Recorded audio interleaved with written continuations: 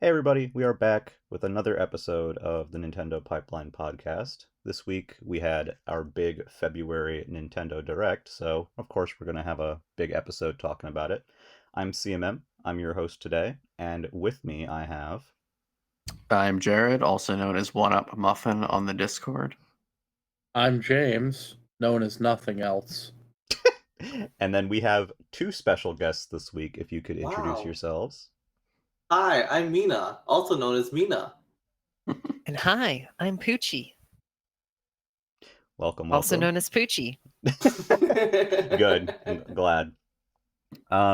So we've got a lot to cover this week. We've been kind of waiting on this for a long time, and it was pretty So big. strap in. Yeah, so strap in, basically. Strap in, bitches. Buckle This up, direct, baby. it brought me back to my old self that I had locked away. I was like, I'm so beyond direct speculation is what I thought. And then like in the months leading up to this direct, I was like, oh my god, direct. I was like, what happened? I actually had my Switch hovering over the garbage can before this direct, but I had to fish it out. The dust it was collecting. I mean, I heard from a certain Arlo that the future of the Switch depended on this direct. And we have another special guest for this episode. No, that's banned. So That's rude. So let's just say we start here, and the first game that we see is Pikmin 4.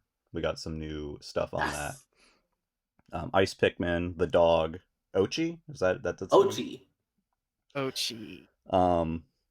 I thought it looked great. I mean, I'm not a Pikmin person, but I thought it looked very pretty. Do you think you could become a Pikmin person? Yeah, I am. Actually, I lied. I am a Pikmin person already. I play Pikmin Bloom, the only Pikmin game. Okay, all right. Our 2022 game of the year, by the way. I will say this Pikmin game looks a little more actiony, so maybe it'll have enough speed to get you on board. Pretty darn fun. In my head, Pikmin 3 was like Pikmin 1 modernized, right? Mm-hmm. And this feels like Pikmin 2 modernized. Does that make sense? Like you see the the dungeons. Yeah. It doesn't seem like you're on a time crunch this time because I mean your ship is not broken, right? Your ship is fine. Mm-hmm. Seems that way, yeah. So it feels like it's like, okay, here's the things you liked about Pikmin 2, but here, in a modern way. And obviously they have a lot of new ideas. Everyone is here, right? We didn't let go of any Pikmin. Everyone is here. Purple and white Pikmin. Them coming back is like a bigger deal than any Smash character coming back, quite frankly. Yeah. We also have a day and night cycle. I mean that's huge. Pretty awesome. You can go at night. You've never been able to go at night. It's like Dying Light now, where like at night, like the Pikmin monsters get like furious. I feel like that was Pokemon Legends. Mine went to zombie games. I feel like that was always like the one big fan thing. Like, oh, what could they do for a new Pikmin game? Have you explore at night? Because it's a cool idea. It is, right? Yeah. It inherently is. It's like the obvious thing to do. But the funny thing is, you said it's obvious, and it never crossed my mind. I was like, oh. It really did take me aback. I was like, oh, whoa, like, we're not supposed to be here. So it was a good closing bit for that trailer. Yeah. I like the crazy red eyes. In general, I thought the trailer was very good, though. Like, it made it feel like the game is real. Because, like, rewind back to the September Direct. Like, we just got a logo, right? We got a logo and we got an image. A couple of screenshots. And those screenshots, many people claimed there's no way the Switch could run on this. We've been hearing that for years. And it's always funny. Yeah, I mean, even like when Monster Hunter Rise was coming out, people were saying that shit, right? Yeah. But it was just like, there's no way the Switch could run this. This has to be Switch Pro footage. This has to be Switch 2 footage. And it's like, no, surprise, Nintendo, like most developers, as they get more experience with the hardware, they're able to make more impressive games for that same hardware. They're able to get more out of what they have, right? Nintendo has always been able to get amazing stuff out of their systems. I mean, there's a game. The answer to that is yes, but also like people's brains have been poisoned by like 4 Pokemon games in a row that kind of look and run questionably. Sure, Yeah. I think Pokemon has done a bad job of making people think that that's all the Switch is capable of, right? But clearly, Yeah. no. Like Yeah. this thing can do more. And I mean, Also, yeah, there's a game we'll be talking about later on that looks absolutely gorgeous. oh yeah, yeah. I heard it only runs on Switch 2. Mhm. Right, and it's I like the camera angle in the new Prime a lot. I like being able to, or the new Pikmin. Wow, spoilers. Being able to see the sky and stuff. It's very pretty. You Yeah. know, it's very stupid, but like my brain sees the over the shoulder camera and I go ambition. You know. So is that what you said when you saw the new God of War for the first time? Oh yeah. Oh yeah. bar. It's a cinematic camera angle. You know, this is Pikmin for grown-ups. Okay. This is Pikmin God. for adults. The other Pikmin were for little babies. Mhm. I like the environment they showed so far, which kind of looks like a backyard. My brain immediately goes Chibi Robo because it's like Mhm. you know, like that miniature like Yeah. you know. When you're I like saw a the tiny house in thing. the background, I thought Sim Ant. Yeah, that's And I what was I like, thought. are we gonna get in that house?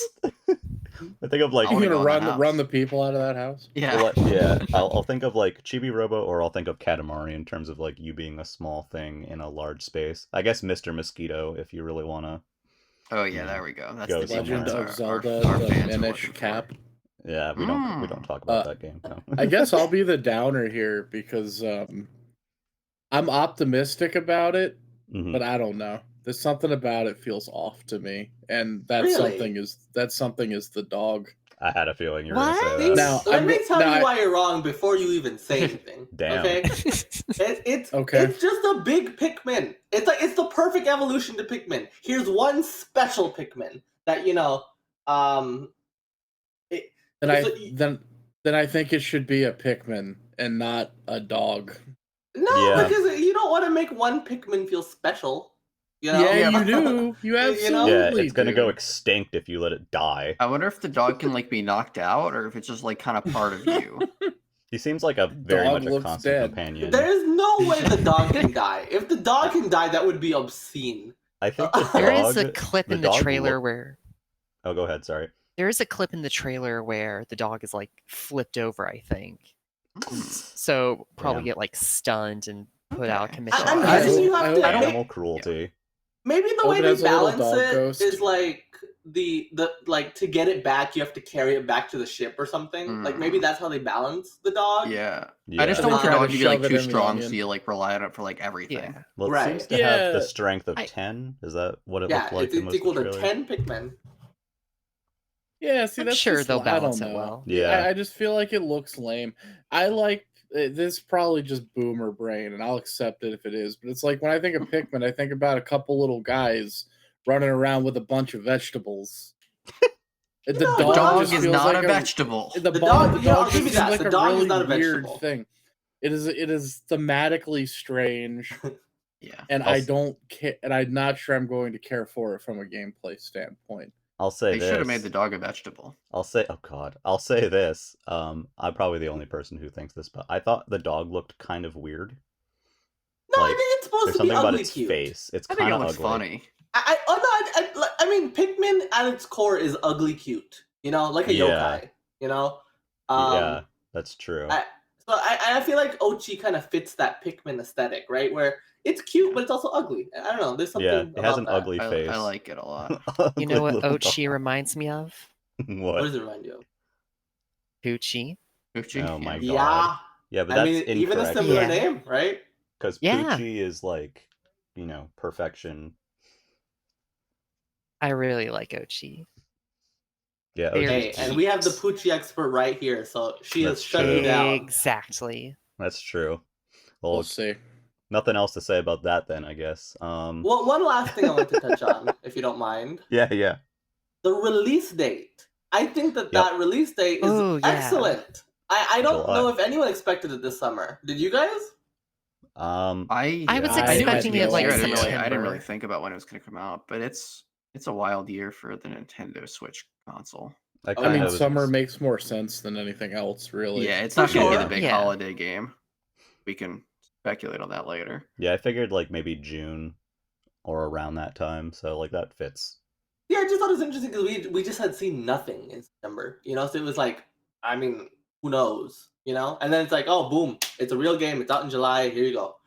I was impressed. But that's Yeah. kind of typical for them, though, and I guess it's kind of weird that they didn't like even put a season on it back in September. Yeah, they And so made it it was only seem a like few something months that ago. might be able to be pushed. Like, It was like Right. that, Or, you know, like when they can be Tears of the flexible Kingdom with. first was announced for 2022, no one fucking believed that, right? Hey, wait. Let's back up a second. Remember when Mina thought that Tears of the Kingdom was going to be out in 2020? I don't recall such a thing personally. No, I'm just playing. But yes, yeah, it definitely seemed like, I don't know. I could have seen it.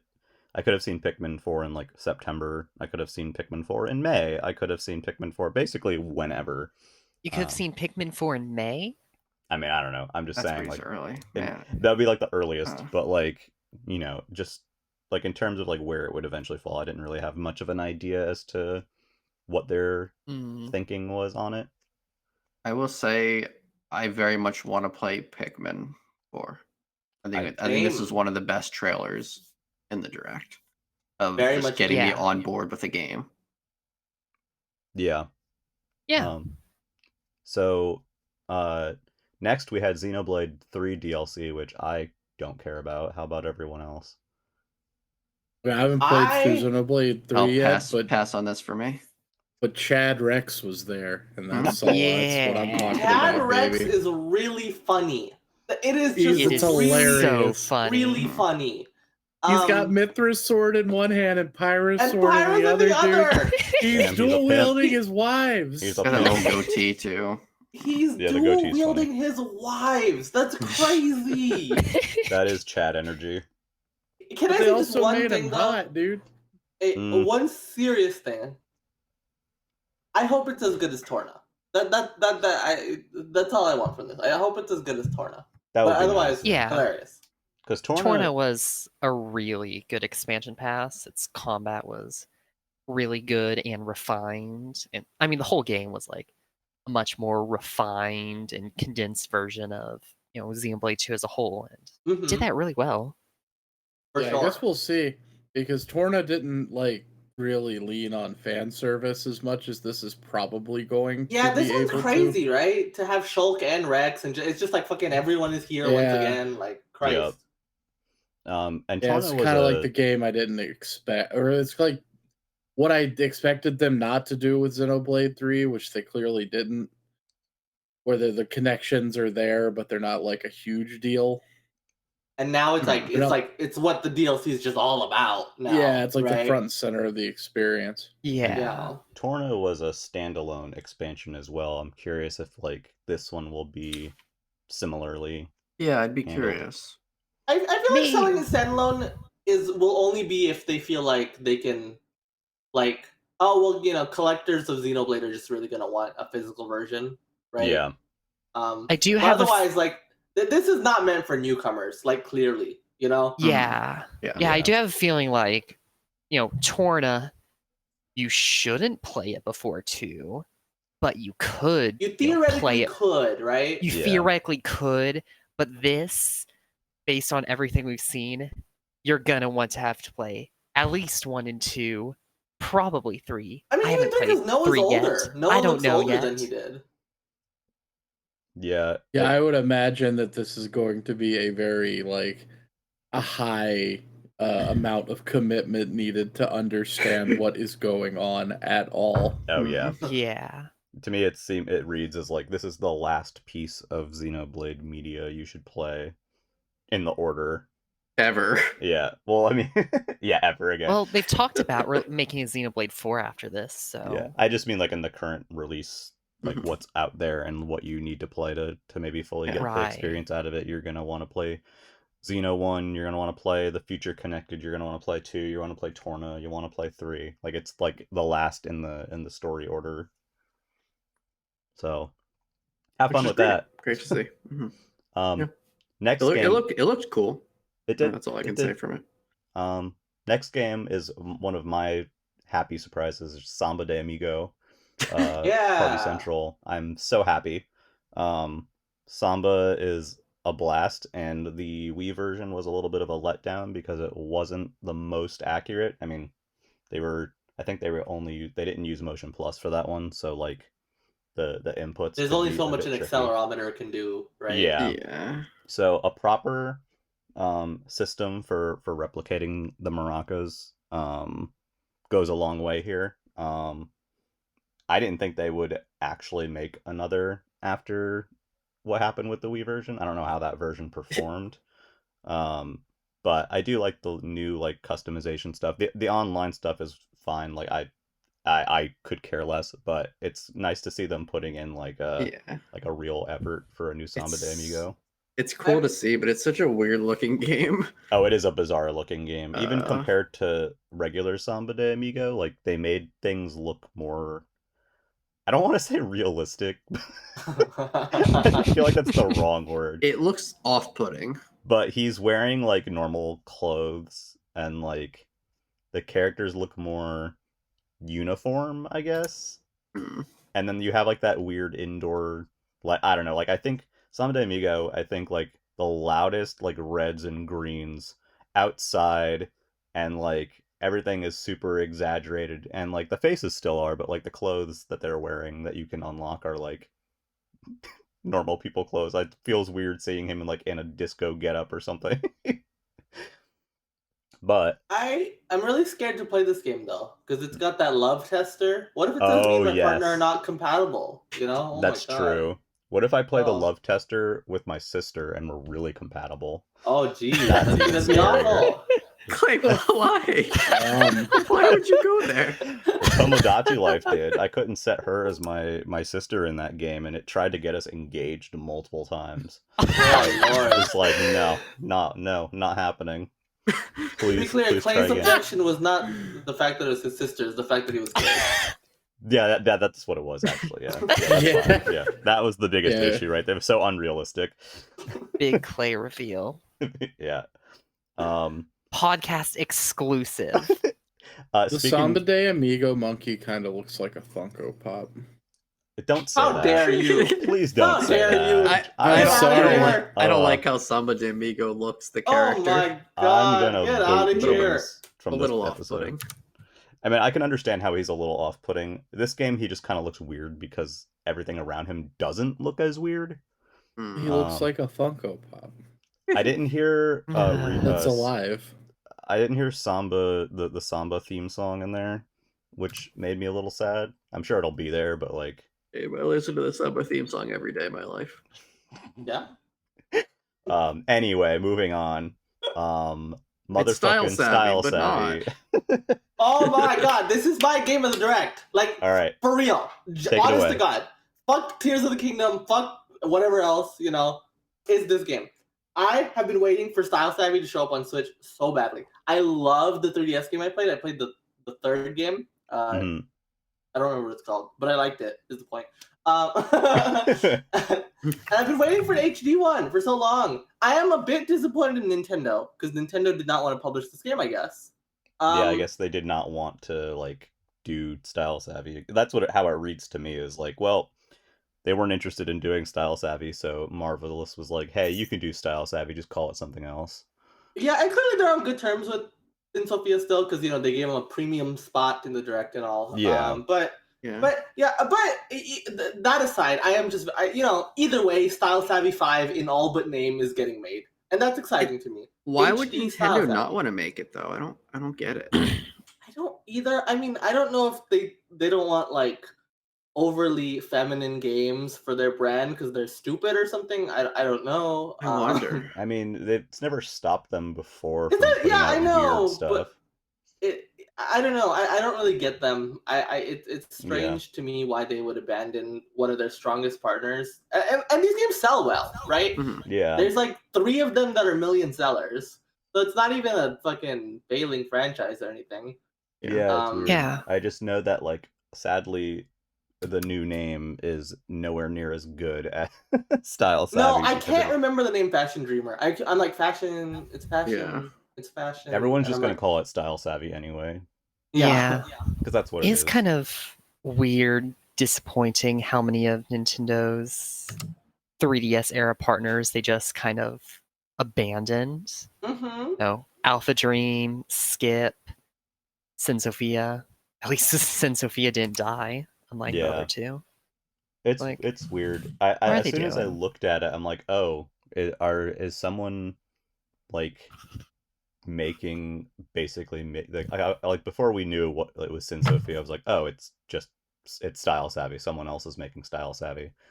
Yeah, then, how soon did you clock that it was gonna be Sin Sophia? Because it felt like immediately. I thought it was Style Savvy. I said, we were voice chatting with a few of people, and I said Style Savvy immediately. Yeah, it just looked like Style Savvy. And then they were like, Fashion Dreamer. I'm like, oh. So someone also, that's like a really like Mina said, very prime spot in the Direct. It got a lengthy segment for sure. You know. Yeah.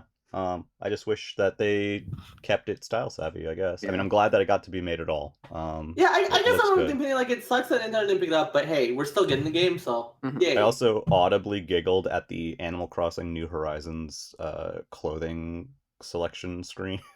Yeah. Oh yeah. It really does look like that. It was like, oh, okay. I'm not complaining. That's identical. Yeah. The Fashion Dreamer world is interesting. It's so like, yeah, it's like it's all about influencers abstract. This time. You're styling up influencers. Makes sense. Which that makes sense. Can I sabotage the influencers? that's the gameplay I'm ready for. So we had a couple of other small things coming up next. Dead Cells has that Return to Castlevania DLC, which I actually really think looks neat, and I would kind of I'd prefer to just play that and not the rest of Dead Cells. I think Castlevania items make for fun little roguelike items, like yeah, they do. Yeah, like I would buy it as a standalone thing if like that were a thing. I know it's like a paid DLC. I mean, you'd probably like Dead Cells. Yeah, just a little bit. I haven't gotten to it yet. Like, I think I would like it too, but I just mean like it looked so appealing. Yeah. In and of itself. Even just by itself, yeah. Yeah. We had the Tron story game thing. It was the thing. Yeah, no interest in that. It's cool if they're making it. I just don't care. But let me tell you what I am happy to see, and that is the return of Ghost Trick. Ghost Trick is so good. I'm so excited to be able to yell at people to play the game now. Because I already do that. Yeah. But they're always like, but it's not on Switch, so I can't play it. Now I can be like, bitch, it's on Switch. It's not on the right system. Video games cease to exist after a new system comes out. I want to try this. Like, I finally got Ace Attorney, and I played most of it. I still need to finish a little bit of the first one. But this game is Ghost Trick is here too now. It's such a neat game. I need to go back and like I don't remember where I left off in it because I didn't finish it, but like I really liked what I played of it. It's kind of a weird like I know because you know the game's origin is on DS as a dual screen game, and then I think they did a mobile port as well, which benefits from like a portrait orientation. So like this one has like the letterboxing on the sides to make it still like vertical, I guess. Yeah, don't love the letterboxing, but you know. But I mean, like, yeah, I don't know. If that's how we're gonna get it, I'm fine with it. The game is super fun. I would recommend anyone try it out. I know there was some smoke going around that we were getting a Ghost Trick, like HD remaster or whatever you want to call it. But I'm glad to see it actually like pan out. Do we have a price on that? I assume it'll be 30 like the Ace Attorneys, but no, we don't actually have a price on it yet. 30 would be a lot. Really? I think 30 is a great price. 30 would be fine. The mobile version is $10, so like but that's because no one pays for things on mobile. You have to like really beg people to buy a game on mobile. You know, that's true. I hope they have a mode on Switch where you can like rotate it and it's like the full like vertical. You want the dual screens? Yeah, it'd be fun. You want to play it with your flip grip? I would love to play this with flip grip actually. Is this on other platforms as well? Yes. Okay. I think it's on every platform. I think it's on PlayStation and Steam. Obviously not Xbox because LOL. Obviously. Obviously. Talking about the system that the Ace Attorney trilogy sold 1,000 copies on. Damn. Hey, it was Hey. 5,000. Okay. Was it on Game Oh, Pass? sorry, my bad. Hey, I'm gonna defend that for a second. Those 5,000 people are probably very happy they could buy Ace Attorney on their system. That's true. You know, They were shout out very to John happy. Muncher. I think we should be happy on things when things are on more platforms, even if they don't. No, sell there. I'm genuinely True. want to see more stuff on as many platforms as possible. Yeah, I was just curious. Yeah. So we have. It's on a PC too, right? I don't know, but I hope so. Probably. So next we had the first level 5 game of this presentation, which we'll kind of get this to. would become a trend. Yeah. Oh wait, Ghost Trick is coming to Xbox. Oh. Huh. It's good. coming to everything: Switch, Egg on my PS4, face. Xbox, and PC. Well, that's Get good. owned. Cool. That's good. So those 50 people that are playing on Xbox are gonna be very happy. But anyway, we have Deca Police, the newest propaganda game. Hey. It's the Twink propaganda game. Oh, sorry. Get it Yeah, right? True. I thought this looked good. I thought it looked really neat. I'm not into the battles because I'm not an RPG person, but like everything else I thought looked really neat. I was gonna say, if it wasn't an RPG, I would be kind of into it. But it's an RPG, so Yeah, I thought it looked Wait, I thought you liked RPGs, Mina. I have a very fraught relationship with RPGs. Yeah, I don't know. Yeah, this doesn't look like my kind of game, but it looks nice. Yeah, it was nice to no see. chance I play this one. It was nice to see something original. Yeah. And again from Level 5, who haven't been doing great lately. Yeah. I thought Yeah. like the It's very characters in the visually world stuff- pleasing, right? Yeah, like I thought it Yeah, looked the world good. looks nice. I just don't care for the RPG gameplay. Yeah. So that's kind of Level Level five- 5. Level 5 Level has kind of a fraught history with RPGs too. Yeah. Like Mhm. Nino Kuni and Yokai Watch are not very. Oh, someone's gonna get mad at me for saying they're not very good, but they're not very good. Yeah. I've heard mixed on both. They're slow. But are you They're wrong? boring. You know, let's be honest with ourselves. Like level 5 has good games, but their turn-based RPGs, not so much. I do think if only they had a return of some of their best games. If Yeah. only. I do think level 5 strength is a lot more in like their worlds and graphics wise. Yeah. They do pretty consistently well with that. Yeah. They go very ham on world building and like expanding that stuff outside of games to the point where it's a detriment at times. Mm-hmm. So next we saw a little bit more of Bayonetta Origins. Yeah, this looks Brave really and the Lost good. Demon. I think this game looks neat. It looks like a really cool like puzzle adventure game. Honestly, yeah. Honestly, like I think it looks demonstrably better than it did at the Game Awards. Was I the only one who felt that way? Like I was like, oh, I get what the game is now. Like there's Yeah, they Yeah. did a better job showing what it actually is. I felt like Mhm. I'm because not at the Game Awards it looked very slow paced and it looked very like you're not doing Mhm. much. You're just kind of walking Yeah. around. yeah. And that demo they released was just a like walking demo.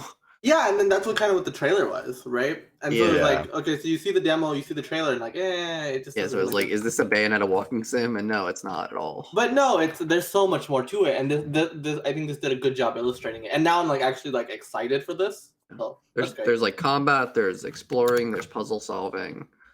I would You control these two characters. It looks neat. I like the double character control thing. I would be more excited for this one if I had like actually had played through all of the Bayonetta games. I'm like behind on that. So Well, like, I mean, this is a prequel, so it doesn't super Yeah. matter. even then I feel like I'm kind of like missing something by not Yeah. having done so. I like that it's a different style of gameplay and that they're like attempting something different here. And it's nice Yeah. to see a series like Bayonetta getting like an actual spin-off. Yeah, that is really Yeah. nice. I will say I tried to go back to Bayonetta 1. I beat 2 without Mhm. much problem, but 1 is so much harder. I don't know if Yeah. I might just skip to 3. Yeah, It's I a little haven't ridiculous at points. haven't even picked up 3 yet. So honestly, I think people overrate sometimes how much you need to play the old games. If you just want to play the new thing, just play the new thing. Yeah, You know, just play it's the new- fine. yeah. Bayonetta 1 is hard as shit. It's definitely something that like it's one of those like I'll eventually get this sort of deals. And I- then let's see. So Then I do wish there was. The next thing is one of the for- weirdest things in the entire direct. what was that, Poochie? Wait, can I add one more thing on Bayonetta? Yeah. I do kind of wish, with its whole gameplay style, there was just like a demo or something. Hmm. I feel like Yeah. this is a game that would benefit from just getting like a taste Yeah. of I how hope its we get a mechanics second all demo work. because the first demo obviously didn't really have much of that. Yeah, I mean the first Oh, was thing there was not already a even out. demo? No, it was like there was a thing in Bayonetta 3, like that you Yeah. could Oh, access. okay. Oh, right. Bayonetta right, 3 has that like a thing. walking demo. Yeah. Yeah, but like if the combat and stuff is good, like it would be nice if people could get a feel for that, right? Like, hey, like get a taste for like what makes this game kind of special. Because I can see this being, because I mean, Platinum is masters at making games fun to play, right? And this is such an interesting, different thing for them to do. And if it still has that Platinum feel while being very different, like getting that in people's hands, I think would be good. Yeah. Yeah. Yeah. And like Platinum, it's been a while, but like they like made some different games. It's just been a while. I think this reminds me of like that Bayonetta or that Okami DS game a little bit. Oh God, did we talk about Okami Okami then? Den. Oh, visually, I mean. Okay, yeah, that's fine. I didn't play Okami Den. I think there's still a chance they'll put out a demo for this at release or right before release. But hopefully, who knows? So the next announcement was definitely like one upset is probably one of the weirdest things on the direct. We had the Splatoon 3 expansion pass DLC. There's 2 waves. We mostly saw the first wave, which is a skin of Inkopolis for the main hub world. That it's just the hub skin. Yeah. Can I cope about this as the resident Splatoon fan? Oh yeah. Okay. First of all Nintendo DLCs, the first couple waves are garbage. You just have to accept that. Yeah. Okay? This is their model. They like to call them waves, but the only thing that matters is the last wave. This happens with everything that they do. Yeah. Right? And the other thing is, like, I feel like the Inkopolis thing, it's kind of worthless, right? Honestly. Yeah. But it is just Octo expansion kind of gave you like, okay, here's the campaign, and then here's a nice little visual change with the Octoling. Now, obviously, Octolings are a lot cooler than Inkopolis. But I think this is kind of their version, the Splatoon 3 version of, well, here's also something for you to get that isn't just a new campaign. Here's just a little aesthetic bonus kind of deal. Yeah. I just think they could have like ported the first game, like not that, I don't know. Maybe that's harder than it is. I mean, they needed something extra to make it more to make the thing have perceived more value. Yeah. Right. Yeah. That's how. I mean, I'm gonna use Inkopolis. Like the new hub is too big. Yeah, I like the new hub, but it's too big for stuff where you need to walk around to interact with, like the table turf stuff. Mm-hmm. And I like that's true. And I like it'll be really good for table turf. Yeah, it's like if I want to play table turf, I have to like walk around the entire freaking map. It takes a while because for some reason table turf is the one thing not on the menu. Or there's a few things, but there's a couple things like recon mode is not on the menu. Table turf is not on the menu. I feel like there's something else. Merch is not on the menu. There's certain things that you have to interact with, like by walking up to them in the hub. And like, if I can play Inkopolis, 1, I like Inkopolis a lot. 2, I like Callie and Marie a lot, especially for Splatfest purposes. And 3, it's much smaller. Like, it's very strange, but I will use it. I think it's funny how like you have this new hub, and it's like it's just kind of a skin. So we have like there's shops and there's new shopkeepers, but all the items in there are identical. It would have been cool if like the items were not identical. Like I don't even mean like new items. I just mean like the shops just have different selections from each other.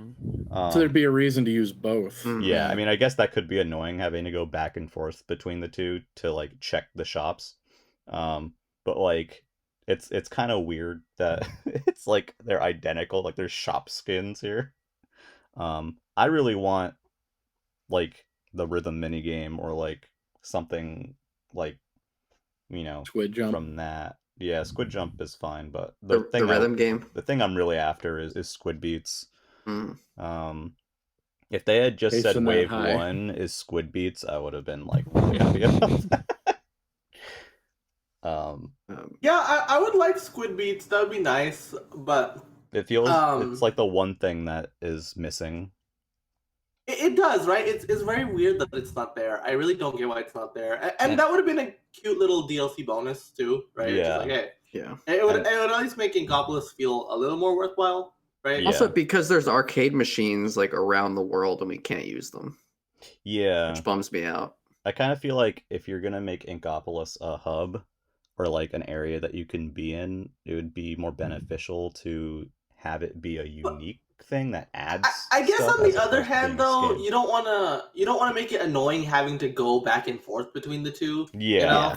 And so I Yeah. think any functionality that you did add to Inkopolis, it would need to be in Yeah, it in, would need to be in the Plattsville as well. Yeah, which I mean, who knows? Maybe they have. Which I mean, yeah, they might just add stuff like that for free, though, right? Squid Beats Yeah. might just show up for free, and quite frankly, isn't that a better thing Yeah. than? I mean, or, you I know. know like online is still coming for table turf. Yeah, I'm actually interested in that a little bit, though I've not played as much recently. Because I do think it's important to the Splatoon team that like the important stuff is free, right? Yeah. So like obviously an extra Yeah. campaign is a lot of work, and that deserves to be paid for, right? But Yeah. otherwise, like anything else they add is just kind of extraneous, and it should be, honestly. Yeah, multiplayer stuff I don't like when it's like, oh, you need to have, battle pass or whatever for maps or, weapons or Yeah. whatever. It kind of just splits the player base in a weird way. Yeah, I'm glad map packs are a thing of the past. Yeah. The real even question games is- that have them, like, for example, not an FPS game or something like that, but like even Mario Kart, like they add new tracks, but like they can show up for anyone in online, like they're part of their rotation. Yeah. So like, Which what were you gonna say, wasn't the James? case for. Oh, The real question is, do you think you're gonna unlock the Splatoon 2 lobby since the like trailer for Side Order or whatever had the whited out Splatoon lobby looking like the fucking copied city from Nier Automata? I think that Can we would be talk about fun. the real shit right here? Yeah, that's the fucking real Yeah. single player expansion. So Ogre expansion, I'm gonna say is my favorite thing that Nintendo's ever made, bar none. Okay? Ever? Wow. Ever. honestly, Ever. it's definitely That's my wild. favorite. It's really high up there. Octo expansion is so good. It is. It's so good. I gotta play it. Yeah, I get you, and man. so it's like, and I think one of the things that made Octo Expansion special is they realized, look, this is a single player for people who have already played the game. So we don't have to, there's no training wheels necessary in these Yep. DLCs, right? They can just go bananas Yep. with it. And Yeah. and so just that alone makes us very excited. And then obviously, Pearl and Marina, we love them. I am so excited to see Pearl and Marina again. I'm so excited to see what they come up with them, and just being able to interact with them again. That's going to be just phenomenal, right? Yep.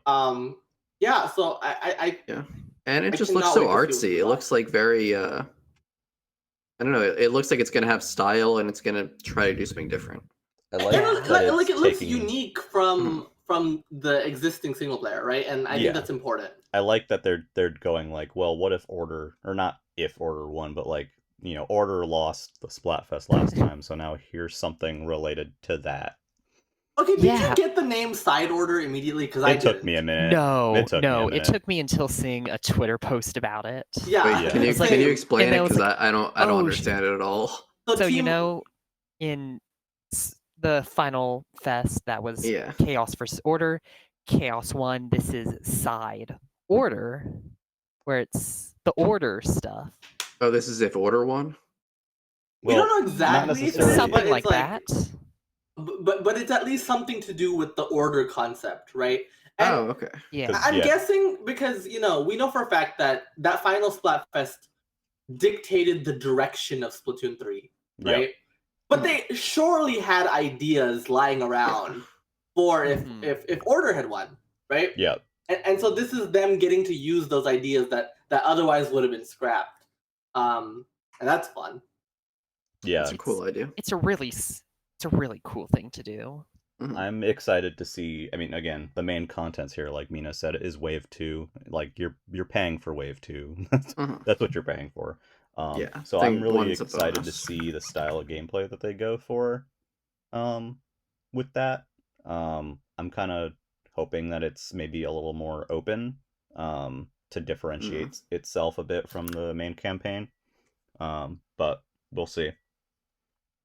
But it was the what is it, Inkopolis Square from Splatoon 2, but like, you know, no chaos whatsoever. So it would be kind of neat if, like, yeah, if you beat that and then you get the Inkopolis Square as another hub skin. That would kind of feel right. Yeah, I feel like they're gonna give you something for finishing it. Yeah, they you did last time. Well, yeah, you got the Octoling that took finishing it. Yeah. I don't remember if you had to beat the final secret boss or not, but I remember you had to at least finish it. Yeah, you had to at least finish it. So I feel like a hub skin would be a perfectly acceptable, like, you finished the thing, and also it's still inconsequential enough that, like, it doesn't really matter if you don't. I would say even more inconsequential than the Octoling, because a lot of people wanted to be Octolings and were pissed. Oh, yeah. But, I don't know. I'm looking forward to it. I just thought the way that they presented that stuff in particular was kind of weird. So we had Disney Illusion Island, which I'm actually kind of interested in. I think it needs polish. Did anyone else find this one amusing, or is it just me? I just don't have faith in it because of the team. Yeah, what is the team? I will say the physics just don't look fun. Off. The way the jumps look floaty in a way that I would not enjoy. You know the new Battletoads? Oh, it's them? Yeah. It's that developer. So I'm like, See, and I didn't really like that game. And if the jump looks off in a platformer, that's just... Then you've lost already for me. I thought, like, some of the animations and stuff looked a bit janky, and, like, certain things, how they moved looked janky, but my brain was just coping so hard that I wanted, like, Disney Rayman Origins. It's for kids, and it doesn't look like a horrible kids game, so, like... That, I know one mechanic that looked especially off to me in there was, you know, that, like, piggyback jump thing that they showed? Where you can, like, springboard off somebody? It did not look like they springboarded off. Oh, it looks bad. Yeah. But my thought looking at it was like Rayman Legends, kind of, but with, like, you know. Yeah. And I would love for it to turn out nice, but yeah, that's yeah. We'll see. I mean, it's not for me, but it Don't doesn't get me wrong, look I'm terrible. rooting for the game, but, like, not hopeful. Yeah.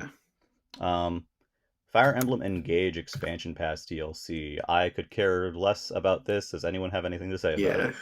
I'm a huge Fire Emblem fan, and I have nothing to say about it. Yeah, I'm not gonna play Engage, so I don't care. But I saw a funny video of Soren. Soren seems pretty funny in this game. Oh, I will say that the title Fell Xenologue. It's a funny title. That is a funny title. Yeah. It is a very... Can I actually have two takeaways, actually? Number one, I fucking hate NOA, because at the end of the segment, they were like, the Fire Emblem Engage expansion pass for the Fire Emblem Engage game. Like, what? Why? Yeah. I hate you. I hate you so much, NOA. It's very specific. Yeah. Yeah, and then that actually stood out to me as well when they did that. It's so dumb. And my other takeaway is Ike and Soren are gay, and we love them. True. I'm fine with it. Play, you heard it here first. I'm fine with the gays. I'm glad that they're doing, again, it's another situation where Wave 4 is like the meat and potatoes. It's the big one. Yeah. It looked like Wave 3 at least had some extra maps in it. Yeah. I know we didn't even mention for the Xenoblade DLC, but they had like that, like, what do you call it? The roguelike mode or whatever. Yeah. Cool. I just don't know what the hook is for this DLC.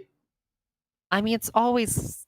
I mean, we were talking about before. The stuff before the final wave is just... nothing. It's not maybe nothing, but, like... It's less Who cares? Yeah. Who cares? I never played any of Xenoblade 2's DLC outside of Torna. Yeah, I mean, that's fair. Just how it goes, huh? It's just that, that's how they all are. They really are. Breath of the Wild was a little bit more substantial for Wave 1, but, like, Wave 2 is the meat and potatoes of that, too. I mean, until they put in the, like, 4th house and 3 houses, that whole DLC pass was just, like, costumes and a sauna. Yeah. So, like, I don't know. I mean, there's definitely an upgrade over that. Like, the bracelets are fun. They give you fun support conversations. They kind of break the game, but that can be fun in its own way. Like, right? Especially on a replay. maybe not a first playthrough. If you feel like breaking the game, why not? Right? They give you a fun little map to play on. It's cute. I think that's what I feel about it. We had Harmony: The Fall of Reverie, which is a new game by Don't Nod, the what do you call it? The original Life is Strange creator. Yeah. I wanted to find this interesting. I don't. I kind of got both too. It doesn't look like it's for me, but it looks interesting. I kind of like the art style, and like I don't think the art style's bad. But I think Don't Nod is kind of hit or miss is the thing. So I'm like, I'll wait for reviews. If they're good, I am open to picking this up though. Yeah. I like Tell Me Why. I thought that the trailer or what they showed spent way too much time on that like flowchart screen. That meant nothing to anybody. There's a lot of footage of that screen. I will say something I do very much appreciate about Don't Nod though is like they make sure to have like they're very big believers in like inclusiveness, inclusivity. And like for example, Tell Me Why is about a trans character, right? Right. You know, the Life is Strange games have bisexual characters. Some even are gay. And it's like so they're very good about representation, and visual novels obviously just make that even easier, I think. Right. That part. So in that aspect I'm interested. Yeah. And again, that sounds appealing. So there's something to it. Yeah, it could be a potential. Be new, next, Octopath Traveler 2 is out this month, isn't it? Yeah. We got still looks beautiful. We got the prologue demo. I'm not an RPG person, but I'm sure there are a lot of people looking forward to that. I'm not an RPG person, but like of RPGs, the Octopath games look very appealing. Be honest, the music is incredible. Even if you don't care about Octopath, you have to admit that theme, it hits. You know? Yeah. Oh my god. Yeah. That composer's insane. Yeah.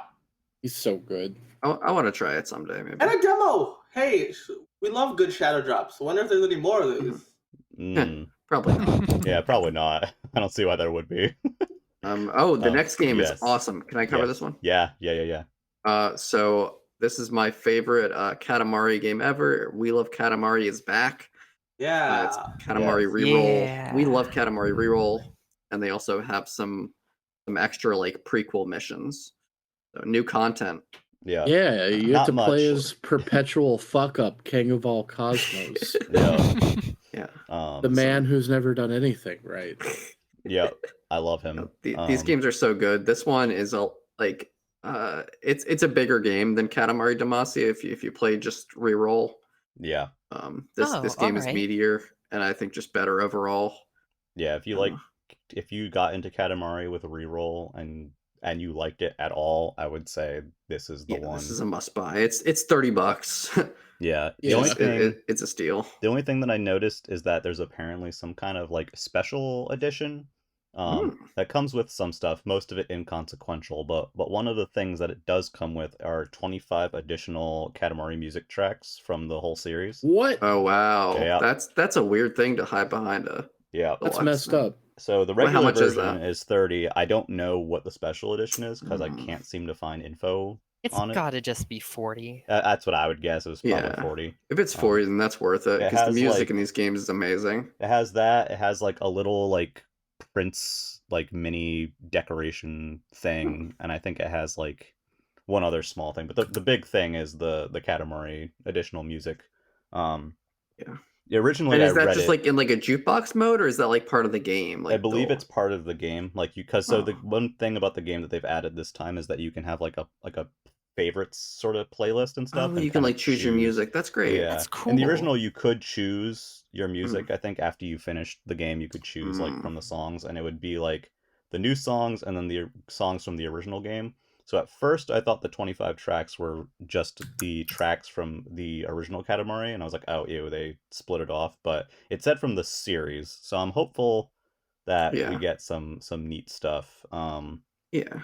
But yeah, they have that. They added the 5 new missions for King, which Yeah, they said challenges, so I don't know if those are like they might be in existing levels. But that's what it seemed like. New objectives. That's what it sounded like, which is fine. And I know they added Eternal mode to this one, which I wasn't familiar with before, but it's basically like an endless rolling mode. You can just keep rolling forever. Oh, that's great. Yeah, it's just a relaxing thing. Just so big.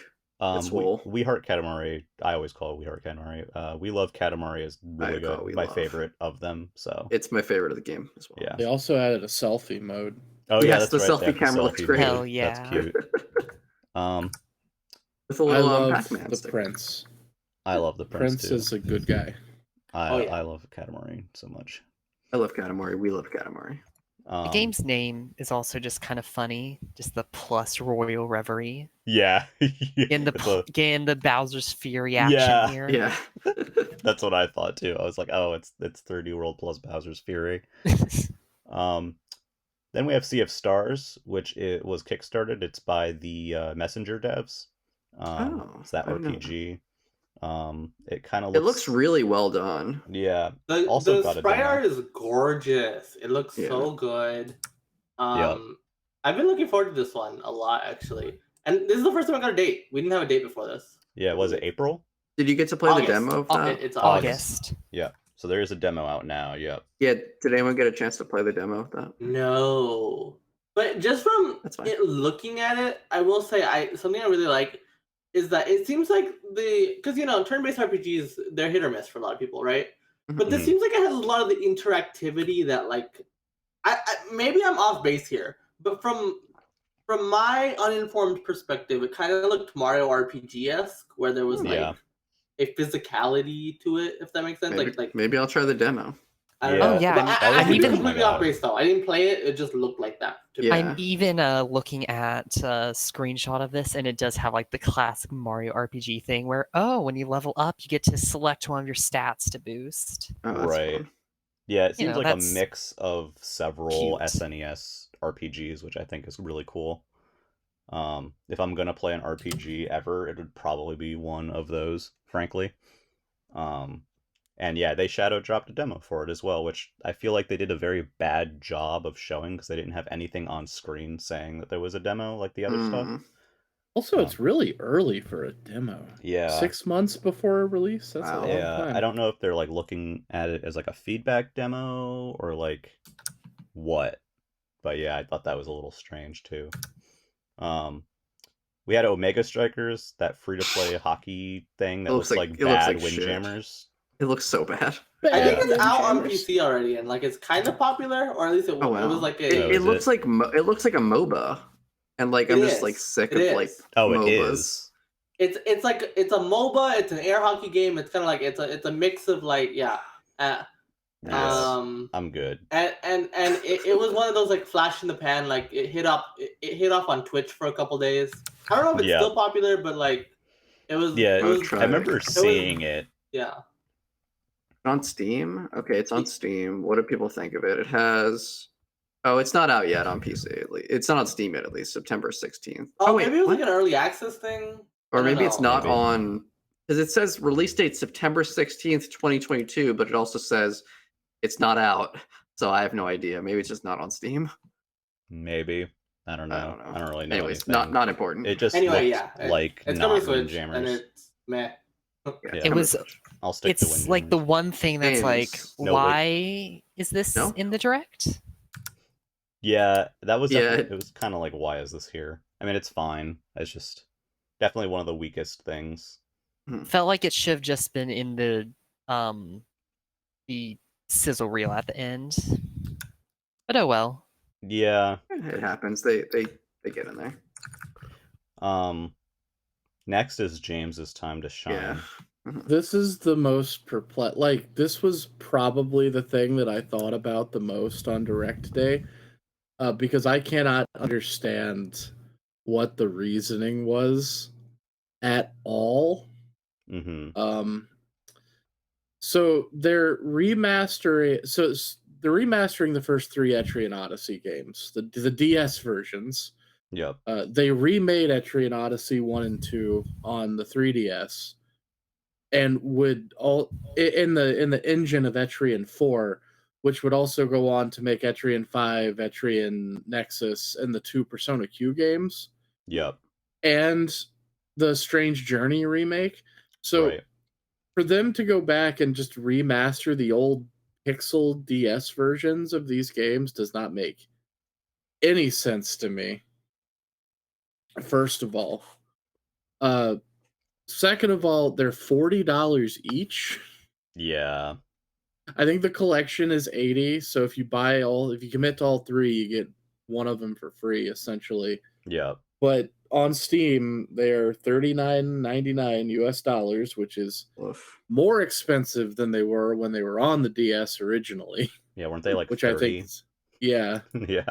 Which tax? Not even Switch tax, just tax in general. It has been 4.5 years since they said that they were working on a new Etrian Odyssey for the Switch, which apparently they want to have out by next year, according to a live stream. Yeah.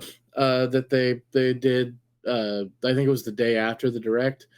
But I'm still just sitting here in total awe that they're putting these games out on Steam and PC, charging $40 for them when they put out Persona 4 on PC at $20. And that game's like that game would have sold to people. Etrian Odyssey is a very niche thing. Yeah. I just don't know who this is for. I just don't know who it's for.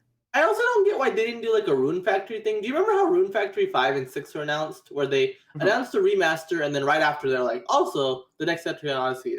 Yeah, that was smart. Rune Factory. I'm surprised they didn't do something like that here. Honestly, it's kind of weird to me. That would have made sense.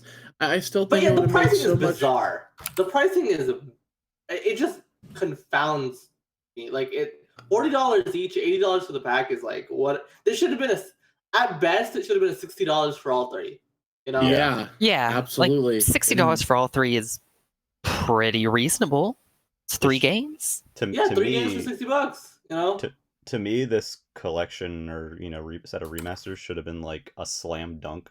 Yeah, but Atlas could Atlas, I guess. Like, so we have to admit, Atlas, sometimes they are very savvy and they make great decisions. Sometimes they make the dumbest fucking decisions that make no sense, and what you gonna do? When have they made good decisions? I just look at this and I'm like, if they had instead, so the remakes of the first 2 games on the 3DS games are called Etrian Odyssey 1 and 2 Untold. Mm-hmm. And what that basically means is that Etrian is an old school dungeon crawler. The mainline series, you don't have like a preset party. You make your own party and you just do the dungeon. That's the deal. The story is pretty bare bones. Right. It's mostly just there as kind of a set dressing to keep you moving along. And then the Untold versions, what they did is you can play them in classic mode, or they added story modes on top of that, with like preset party members with preset classes, etc. They never made an Etrian Odyssey 3 Untold. So what I would have expected them to do with something like this is, they announced Etrian Odyssey 3 Untold. Right. That would have been a lot better. It's in the engine of the Untold 1 and 2. And now they've ported that engine to the Switch. And now they can release Etrian 1, 2, 4, 5, Nexus, and the 2 Persona Q games, and Strange Journey Redux if they wanted to. And like now that engine, they have it, on the Switch, good to go. But instead, they've again gone back and remastered 3 games that are in the DS engine. It does. I literally can't make head or tails of why they decided to do it this way. Does it have the Untold content or no? No, it doesn't. My goodness. Yeah, that content was never made for those games. That content's like all on the 3DS. So they did add the only things that are new, the near as I can tell. They added an extra portrait for each class, which that's cool. I mean, Etrian's art is good, though there are skeletons in that man's closet. Yeah. Oh my.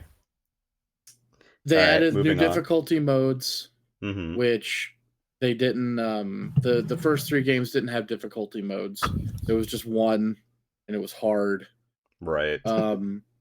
And I guess that from what Yuzo Koshiro said on Twitter, they're not like remastered, or the tracks aren't like, I guess they would be remastered. They're not rearranged or anything. Mhm. He had just gone back and re-recorded all of the music with the original quality instrument samples. Right. So it'll sound better than it did on the DS's speaker. And is the auto mapping thing new as well, or is that? Oh yeah, they added the auto mapping that would have been in the later editions of the series, and I guess they added the run button too, which will make those games more fun to play. I'll give them that. Yeah. Those games is like default movement is a little bit slow by modern standards. Yeah. So having that run button in Etrian 3 would actually make Etrian 3 more, accessible to go back to at this point. But it's such a really perplexing release. Yeah. And I say this as somebody who has every Etrian game. I don't see myself buying this thing at full price. Yeah, I mean, yeah. Especially for 80 for the set. Which if you don't have James, I feel like you have like basically no one. James fucking loves Etrian Odyssey. And yeah, I love this series. I can't fathom what they've decided to do here. I feel like this should have just been EO3 Untold or something. That would have been like, at least I don't know. There's a lot of things this could have been, and it's just this was the worst case scenario, and it just kind of I just hope that this doesn't affect like the future of the franchise any, right? Like if this sells like dog shit, which it probably will. I don't think it will. Well, I mean, I think it probably will sell bad. I don't think it's going to affect the franchise, because if they have a new game that they want to have out by next year, yeah, it'll do fine probably. Yeah, it's gotta be, or it'll actually no chance of getting canceled at least, right? No, yeah. Etrian 6 or whatever they're calling it is certainly on the way. I just don't understand this stopgap release. It's just weird. If it was $50 or $60, I wouldn't even be questioning it. But I just don't get it. To me, like, this is more expensive. Isn't this not more expensive than the physical copy of the Final Fantasy collection? I was just releasing. Oh my god, it is. And that has 6 games on it, and like, it's Final Fantasy. Yeah. I feel like if they had done this collection, and it was Untold 1 and 2, and then like they were like, and for the first time Untold 3. All together for 60, that would be a really high value release. Yeah, hell, I mean that would even if they still kept the stupid pricing and just had Untold 3 and on top of Untold 1 and 2, it would be better. But like they could have easily, like, I wouldn't even be raising an eyebrow at $80 if it was Untold 3 and also 1 and 2.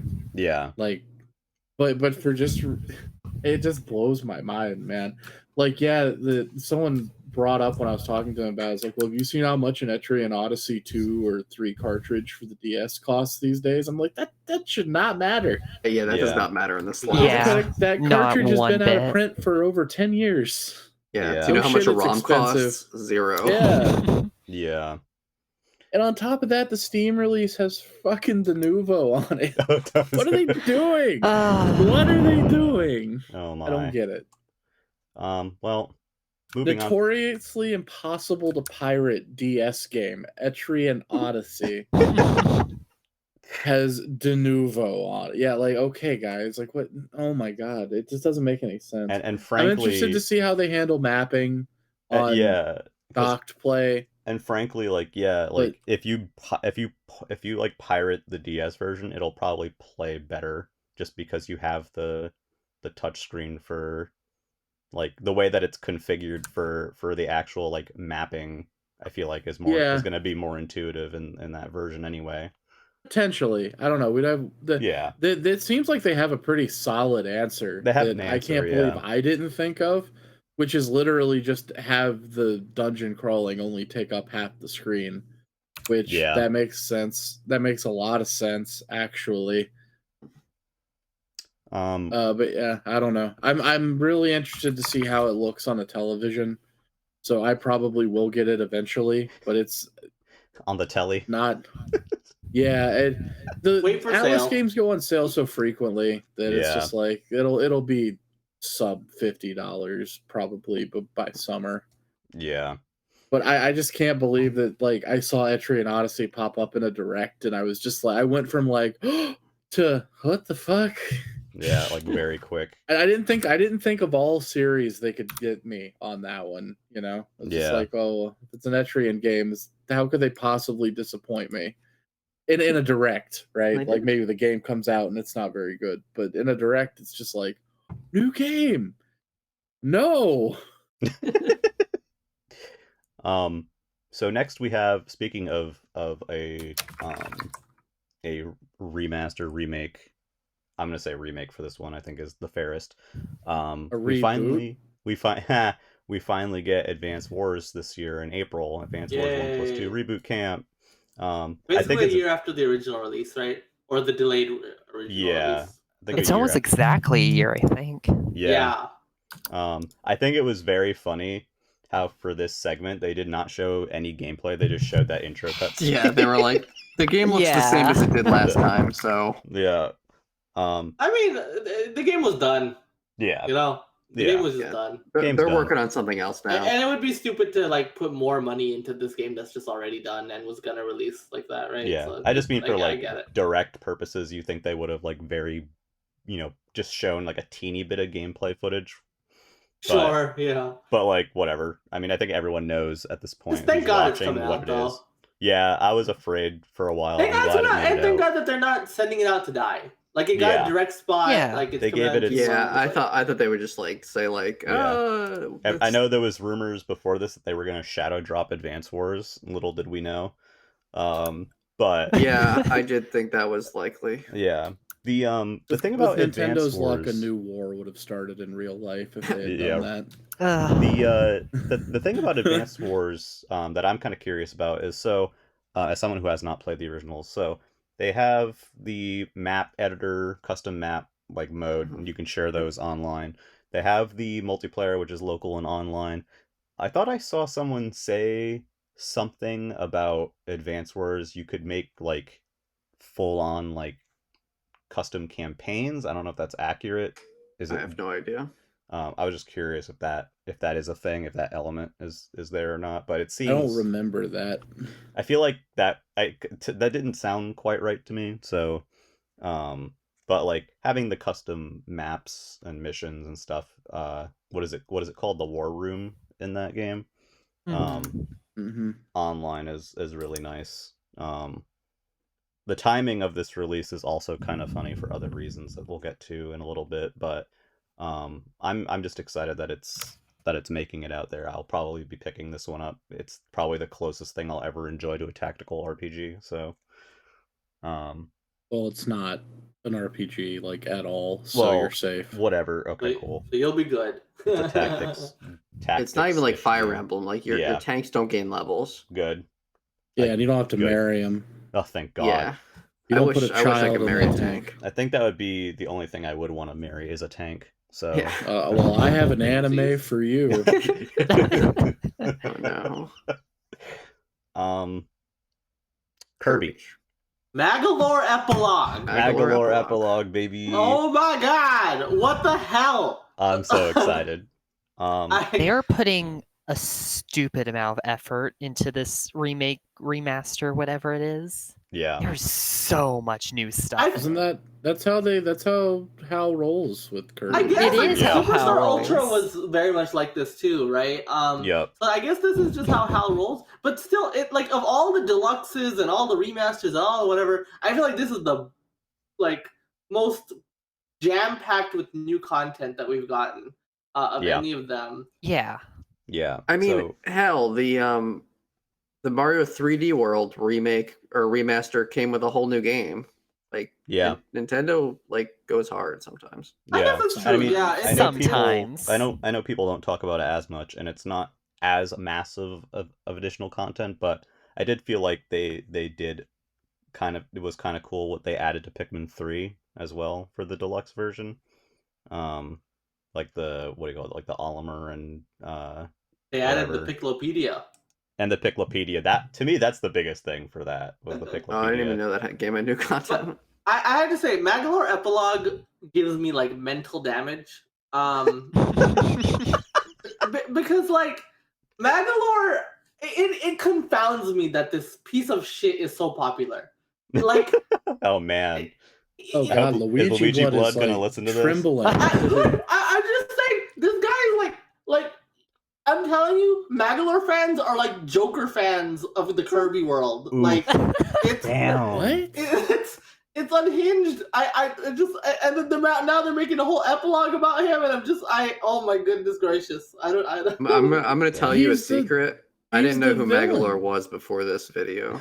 He's the villain of Return to Dreamland. If they make a Robobot meme, then Susie's gonna be the one they use, and if they make a triple deluxe like remake, it would be the tarantula guy. I forget his name. Taranza.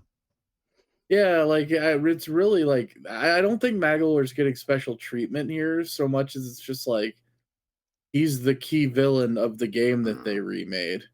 And yes, I understand he has some fans. Are you aware there's a fan mod of Kirby's Return to Dreamland called Magolor Wii?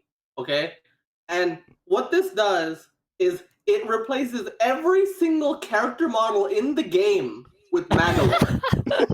That's fun. So it's like that's a level of dedication. This is what Magolor fans are like. It's like the Doom wad that replaces everything with Tim Allen's "Oh." That's how I think of it. That was a good one. It's a pretty good. What do you have against Magolor though? I find his fans unsettling. It's I think it's nice. I tried the demo for this. Yes, the demo is great. It's 60 FPS, right? This is the first 60 FPS Kirby on Switch. It is. And do you know what? I think in the stream, I think this game looks. I think it doesn't look great on stream, but I think it looked great on Switch. It looked the amazing. bitrate doesn't do it justice. I think so. I'm really curious to see how it looks on my OLED then. On my OLED. When I was playing it on mine, I was like, man, I bet this thing looks insane on an OLED because it was absolutely gorgeous. When they showed the first trailer, I was like, oh, I don't like how this looks. But no, it looks really nice. Really nice on actual hardware in motion. It's like the outline stuff is perfect. Yep. Nice. And so I mean, Return to Dreamland, we have Magolor Epilogue. I think they said 20 stages, and it's kind of like it's got some light. It basically bridges the gap between the end of Return to Dreamland and like kind of how Magolor, what happened after that. You have to get his powers back. So you get like magic chips basically and spend them to upgrade his attacks. Also fully playable in 4-player, which is cool. It looks neat. Hopefully, I mean, it's very much like Heroes of Another Dimension to me, for anyone who's familiar with Star Allies. It looks fun. Yeah. And then we got the site kind of opened up afterwards. Excuse me. And we can definitely, like, it retains some of the other content. It retains the other post-game content of the original game as well. So I feel like this, plus all of the sub-games and like little extras to go with that, plus all the original content from, the original game, I think the only thing that's missing is like they got rid of one of the sub-games. But that one heavily used the IR pointer, so like it makes sense. Yeah, they the got one thing I do wish though, I wish this had online. Yeah. Playing the mini games online would be fun. I think this just would benefit so much from it. It's so multiplayer focused. I think that legitimately, I think it would make it sell so much more if it had online, and it would just be fun. It would be really fun to play this online. It's weird because a lot of Nintendo games are online. Maybe Hell just doesn't have the resources to like make their games online. Oh, come on. Forgotten Land sold 6 bajillion copies. You're gonna tell me that Hell doesn't have the resources? Get out of here. They did. They're a small little indie dev. I mean Kirby Fighters 2 is fully online. You're right. Hey, no excuse. That was with Vanpool. the lack of online is like the one thing that's keeping me from getting it. Yeah. Maybe like sometime down the line when it's $40 or whatever, but Yeah, not I think it's Yeah, launch I'm not gonna title. buy this for 60, but I might play it eventually. Hey, you don't have Yeah. to. You can get it for 50 with vouchers. Ooh. Ooh. I will very definitely play this eventually. yeah. This Yeah. is day one for me because I love It's Kirby. it's more appealing than Star Allies for me. Yeah, it's a better game than Star Allies in general. sure. That one just it didn't is. interest me. Yeah, I would say it's probably better than Star Allies. Garfield Even from the though Discord says that he replayed all of the newer Kirby 2D games, like starting from Return to Dreamland, Uh-huh. and that he walked away saying that it was his favorite. Yeah, That it I was agree actually with the best that. one. I agree with that. The 3DS ones are great too, but I still think Return is better.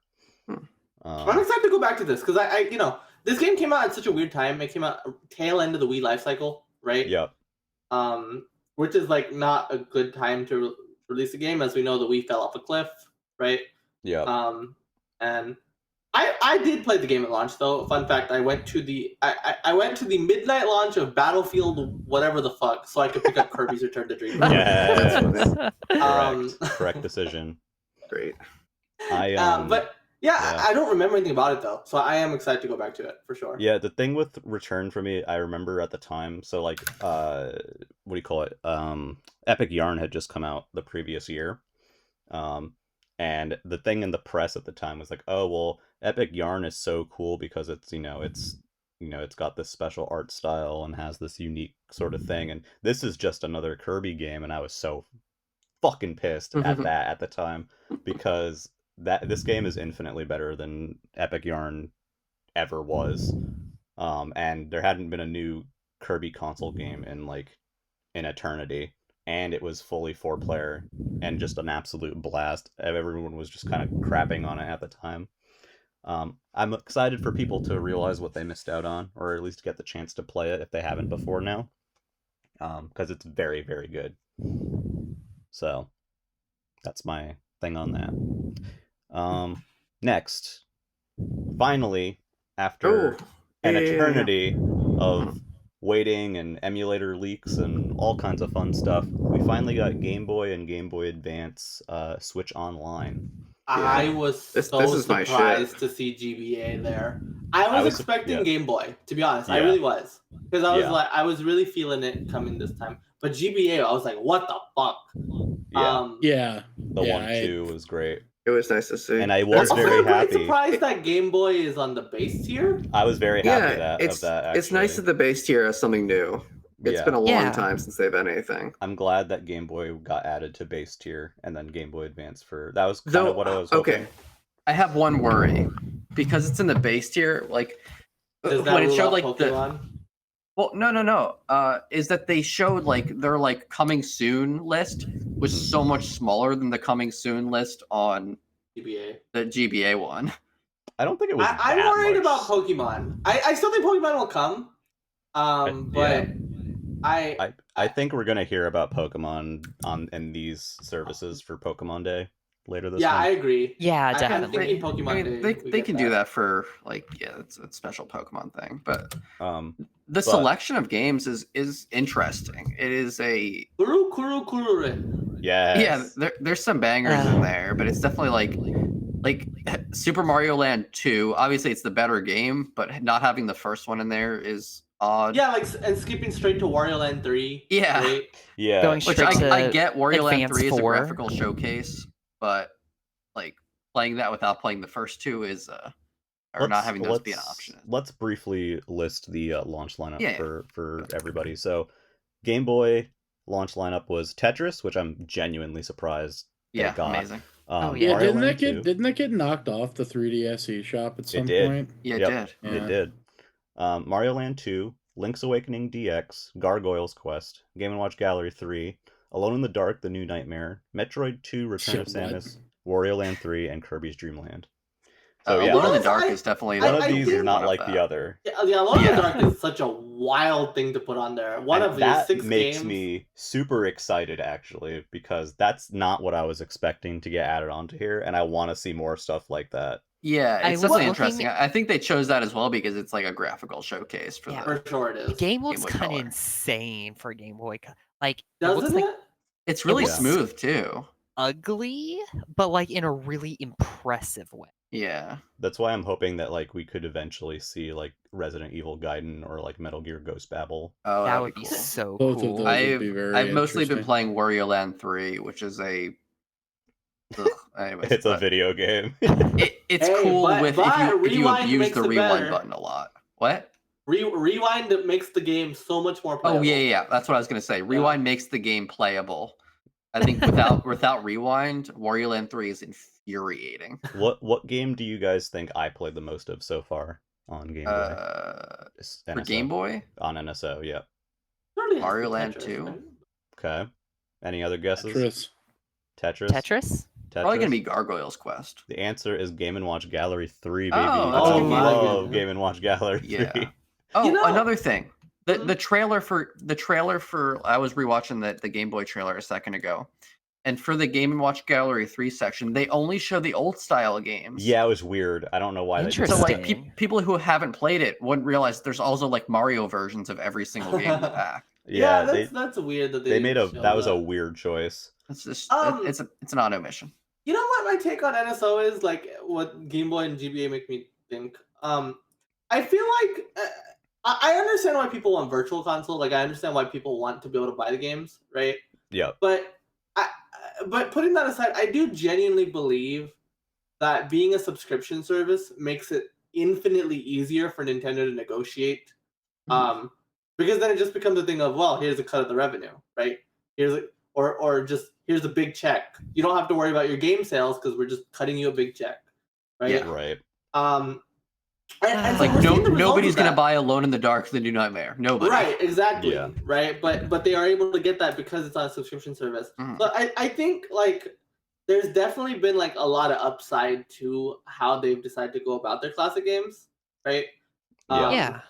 The other thing is like if you want to own these games or like have them permanently, they're on everything. It's fine. You can download Mario Land 2 Honestly, to just pirate your it. PSP. It doesn't Yeah. matter. Yeah. Just pirate it.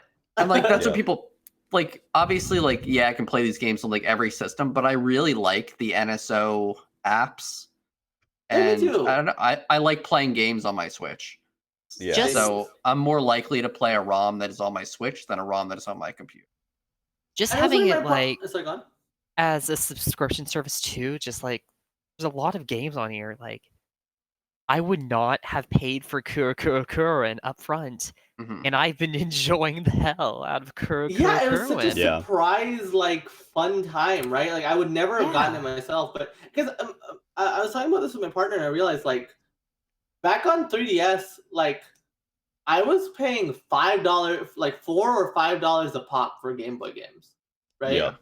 I bought a lot of those Game Boy games on 3DS. Yeah, the price added up though, you know. Yeah, they did. GBA was like $8 a piece, and so it was like on Wii U. And so in that sense, like I think I don't know, and I think NSO has been doing a good job of like, really making me feel like, I'm getting a lot out of this, huh? Like this is a good ass subscription service, actually. Especially I've if got you're like on, 20 Yeah. hours on SNES, 10 hours on N64. They add up. especially if you're like, even if you're just on the base tier and you're in a family plan and you're paying $4 a year for it, it's kind of Oh like, God, yeah. yeah. Yeah. If you're on the family plan, like you are. yeah. The family Oh, plan is how I roll, and it's great. Yeah, I think if you're like a fan of retro games now, though, like being on the family plan that has expansion pass is fully worth it. I think. Yeah, I mean, if you Especially have a with all the full, like if you have a DLC stuff. if you have a full family, Mhm. you're paying $10 a year for Yeah, expansion which is pass. that's 100% worth it to be able to play some of these Game Boy Advance games, which we'll discuss in a second. Yeah. Yeah. Do you want to go through the Game Boy Advance list? Before we get to Game Boy Advance, I just Oh, want to yeah. mention the Game Boy app has Game Boy, Game Boy Pocket, and Game Boy Color modes. I Yeah. do kind of wish that with the Game Boy Color mode, you could still choose your palette. But Yeah. the ones that it has chosen are mostly fine from what I've seen Mhm. so far. But I wanted to mention I usually hate like scanline or screen filters Oh, yeah. on emulators and on collections. But I really like the one that's in Yeah. the Game Boy and Game Boy Advance one. It just looks right. I like it too. I have my thing set with scan lines and the smaller window. Oh, you have the smaller window. That's interesting. Yeah. I don't have the smaller window, but I have the thing because it does genuinely look like the like dot matrix displays on the original units. And I think it's just very nice. The other thing is that this handles multiplayer a bit differently from the others, in that it will only show you games that have multiplayer, and I believe there's a written guide for each game on how to enter its multiplayer functions. Like, I did not know that. Game That's & Watch amazing. Gallery 3, the only thing multiplayer in it is Judge in 2-player, and it like explains that you need to get like 20 stars to unlock it, and then you need to go to this screen. Oh my god! Wow. So- When you unlock multiplayer like Judge, let me know and we'll just very funny. we'll do it. I just think it's very funny. I think it's if you press ZL and ZR. I don't remember what exactly it is, but it definitely shows you, like, when you try to do multiplayer, like it gives you very detailed instructions. Because I realized that playing a couple, because I tried Mario Brothers via SMB3, and I tried Kuru Kuru Kururin, and both of them, it was just like it very clearly outlined like what you have to do. And this is actually a functionality that you have to give Nintendo kudos for, because I don't know if you've ever tried like emulating like link cable stuff like online. It's not easy. Yeah, it's a pain. It's a pain. It is and so this is one of the first times where I actually feel like, oh, they're offering something that not even emulation can give me. You know? Yeah. Which is like, just really cool. Like, I'm so excited to be able to play Kirby and the Amazing Mirror online. I'm so excited. Surely Four Swords will be there one day. Yeah, Four Swords. Yeah, like this, it's fantastic. I really like that you can.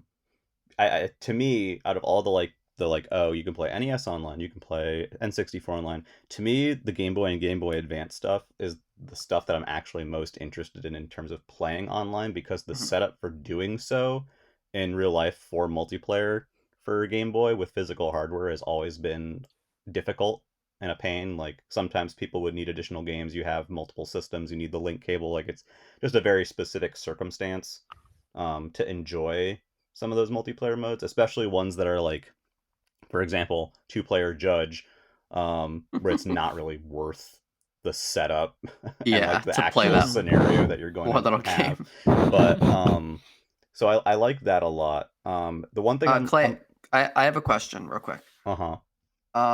For the online, do you have like your individual like saves?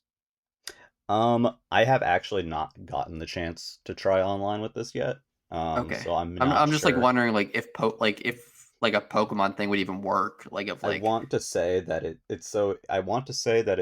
I think Luigi Blood mentioned that what it's doing is it's emulating every Game Boy instance on both systems at the same time. Jesus. Oh, that's interesting. So my save would carry over even if I'm player 2 or something. I don't want to say yes for sure, but I believe that's the case.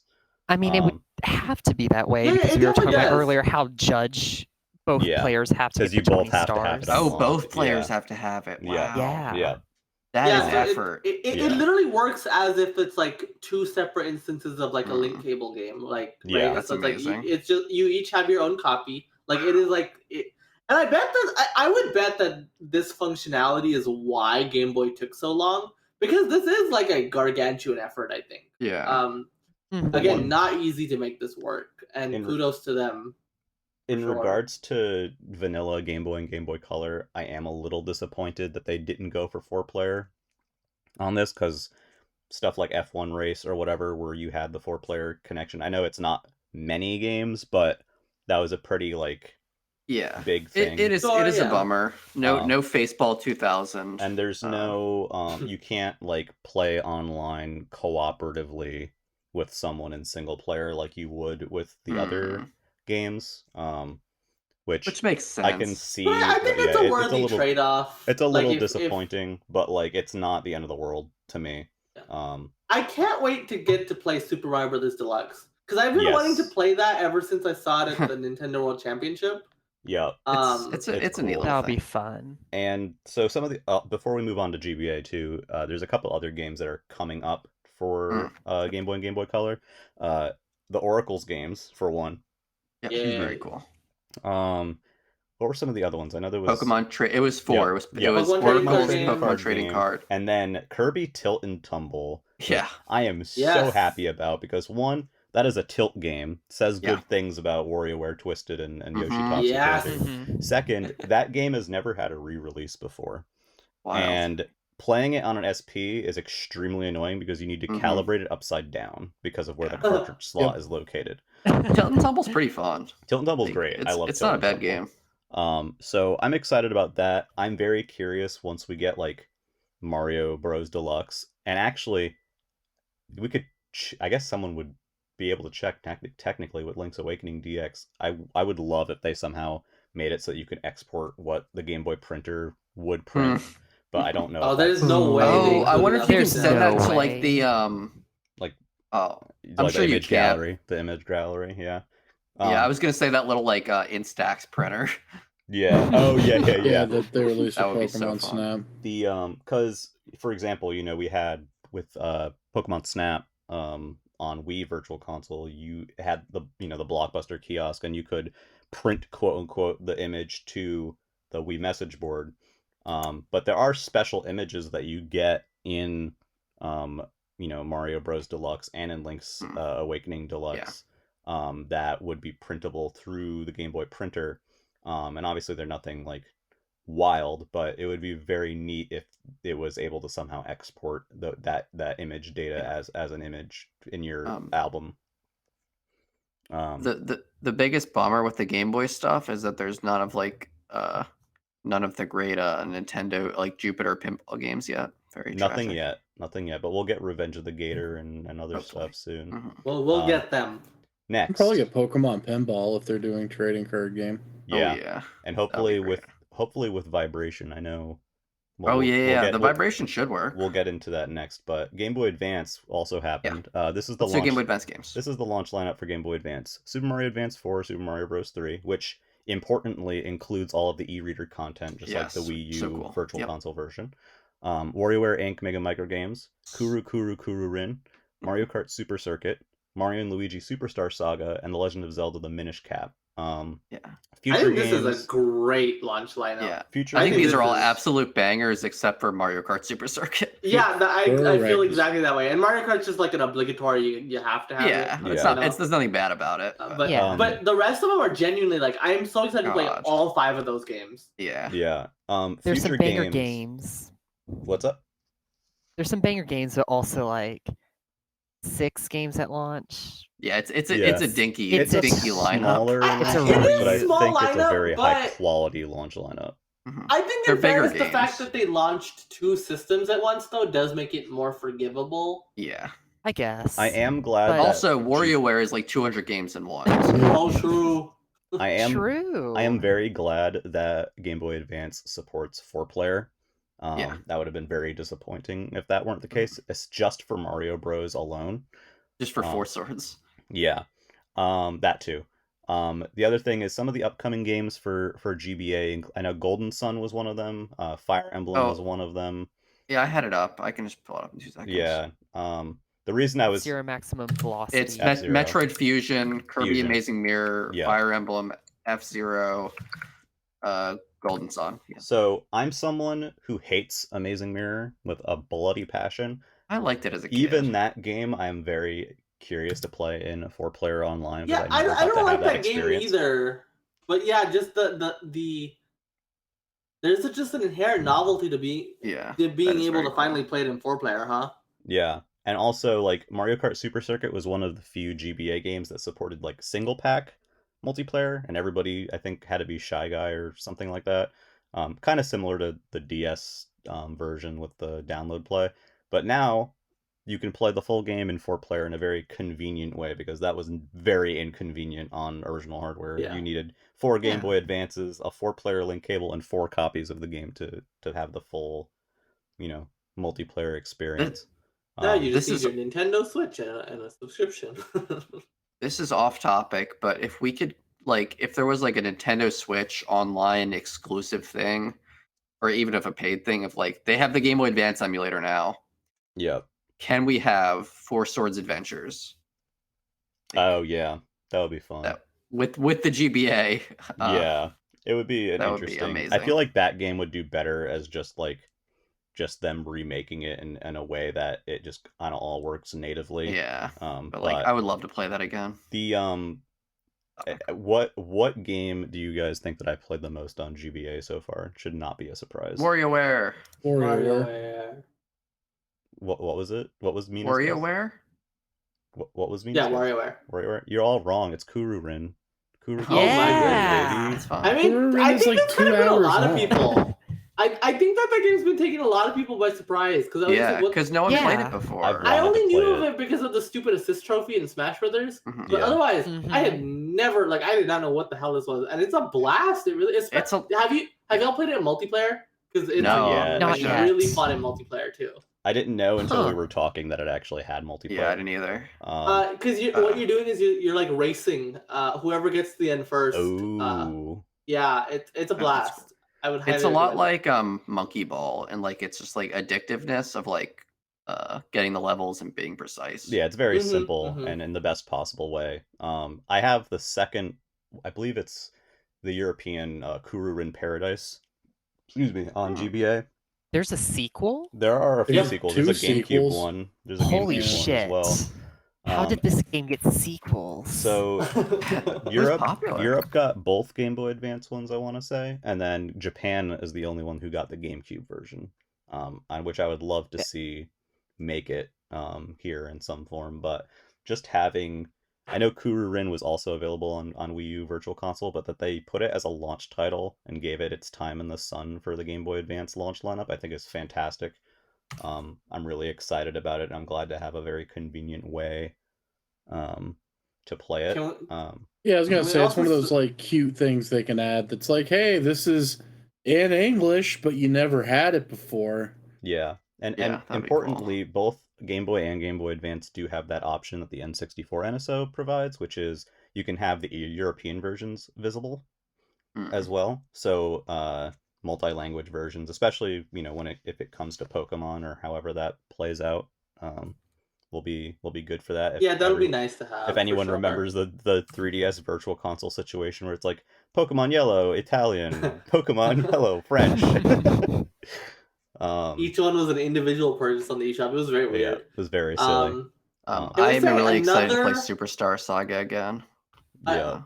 Another great Shadow Drop. Surely this is the last one. Mhm. Well, Yeah, it must be. right before we get to that, I think it's very funny that Game Boy Advance Virtual Console came out now that Advance Wars 1+2 is finally about to come out. Yeah, that is pretty funny. That means we'll get Advance Wars on there in like 2 years. Yeah, like Link's Awakening DX is finally here after Mhm. the Link's Awakening remake from like several years ago. So if anyone thinks that you're getting Advance Wars on this soon, I would say wait shot. 2 to 3 years. Try Yeah. again, yeah. Try again later.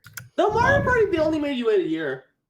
Just wait. Yeah, we're still waiting for Mario Party 3. Where's my e-reader support on GBA? Yeah. So, anyway, next, like Mina was saying. Oh, is that literally the next thing in the direct? Yeah, it was the Actually, next thing. Yeah. hold on. I got a quick yes or no question. You're not allowed to elaborate. You have to say yes or no gut feeling. You ready? Okay. Yep. Mother Okay. 3 or no? No. Yes! Yes. Absolutely. Okay, Yes. that's it. Keep going. Wait for if it's If it'll be on GBA NSO. oh In no America, no will they no do it? no Will they chance do it? no shot I No. guarantee it. In fact. no shot No shot. But I'm going with no shot. I think yes. damn, we're Thank split down you. the middle. No, we're not. That's 2 versus 3. Oh, right. I'm Sorry, I telling you, forgot. I'm as Silence. even as we can get. Silence. And I'm worth 2 votes. So, So as soon as they get done with GB and GBA in like one of those little highlight segments, they just casually go to another highlight, and it's Metroid Prime Remastered. How was this A game that could have headline? closed the show. This was just one of the headlines. This is Yeah, crazy. it was just a headline. So this is the Uh. rumored remaster of, which I mean, full graphical remake I think is Yeah, most accurate remaster does way. not do it Yeah. justice. This thing is gorgeous. Retro developed along with some other supporting studios, including Iron It seems like Galaxy. Iron which is kinda Galaxy did a neat. lot too, which Dave is Lang. they do good. And so this is just Metroid Prime 1. It's got 4 control schemes. It's got a bunch of new accessibility options. It's $40 and it's out now. Yeah, great price. I don't. This has to be like the story of the direct, actually, though, right? No, I don't think anyone was Easily. expecting them to shadow drop Metroid Prime. Yeah, Just it went announce to it. the believe that top it of the didn't even eShop so exist. quickly. Yeah, I was starting to like not even believe that. Yeah, it I thought it existed. And was then like a fake thing. they had Yeah. the audacity to shadow drop it. I will say, can I have a quick tangent? sure. Do you think this means anything for Prime 4? Because I genuinely believe that. Because the thing is, they've been sitting on this game for 2 years. We know that they wrapped up development on this game in summer of 2021, right? Yeah. Right? I have to ask you, why would they drop this out of the blue if they were not ramping up for Prime 4? I sincerely believe that I think we hear about it. I feel it's soon. possible. Does that mean do you think they'll get Prime 2 and 3 out before 4? No. I've been wondering about 2 and 3. I don't think they're I'm gonna not do that. sure. I think Prime 4 will be out before we see further so Emily's original information on that was that originally they were doing all 3, but at some point Prime 4 was rebooted and Retro was put in charge of it, and they decided that they were going to have them finish out Prime 1, and that 2 and 3 could come later with using Prime 1 as a template, but possibly not Retro actually doing them themselves. Yeah, so like Iron Galaxy maybe. Right. I mean, yeah. If they wrapped on Metroid Prime 1 in 2021, I could kind of see this meaning more that Iron Galaxy finished 2 and 3. Yeah, or they're getting And close. those are, and not necessarily that 4 is super close. I think the earliest I could see for 4 still is the end of this year. I still feel like yeah. That's what I mean. Do you think it could be the big holiday game? I genuinely think so. I think it could be a holiday game. Yeah. Maybe not like the big, like especially if it was like a 2D Mario or something, but it's gonna be a big deal. Like, and it's I think it easily could carry their holiday. It was a very interesting choice to announce and then shadow drop the game in February on that day, and then the physical version like 2 weeks later out of nowhere. Yeah. That's a very interesting choice. There was a fake Advance Wars leak that said that they would do that. Yeah, but everyone was like, was "No, that's impossible. You can't shadow drop a game that's also going to be physical." Turns out you can. Turns out you can. Turns out you can. Yeah.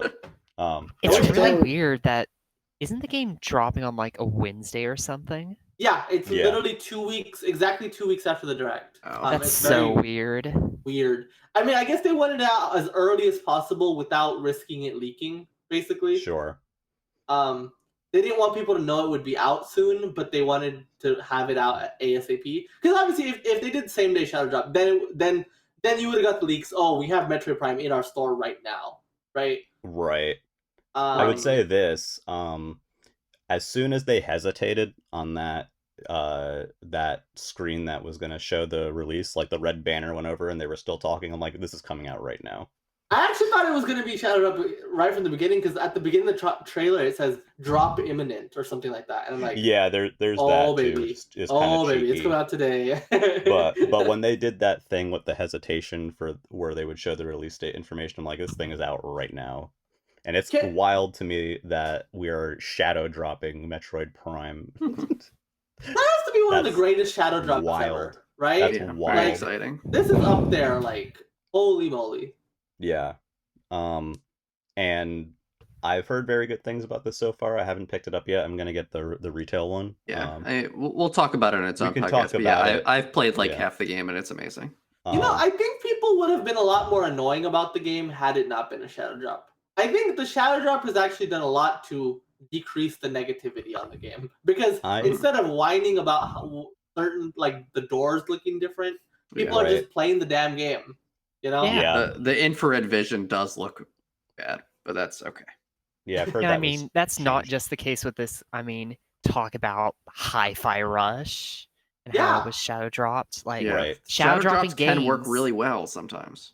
If you have a good game, maybe sometimes shadow dropping it can be pretty good. Yeah, especially like if it's I mean, for Hyper Rush, it's like this is an unknown quantity, so hey, go play it right now is very exciting. And for Prime, it's kind of the I think it opposite. works It's both like, ways, right? Hi-Fi Rush was this unknown quantity, and so it's just like, hey, go play it on Game Pass right now. And Metroid Prime is this thing of like, you know how damn good it is, go play it right now. you know this rules, Yeah. and now you know it looks better. Yeah. Go play it again. And it's It 40 works bucks. both ways, and it kind of makes me feel like Shadow Drops are kind of like secretly the story of the year so far, right? Of just like, damn, Shadow Drops have just been really good this year.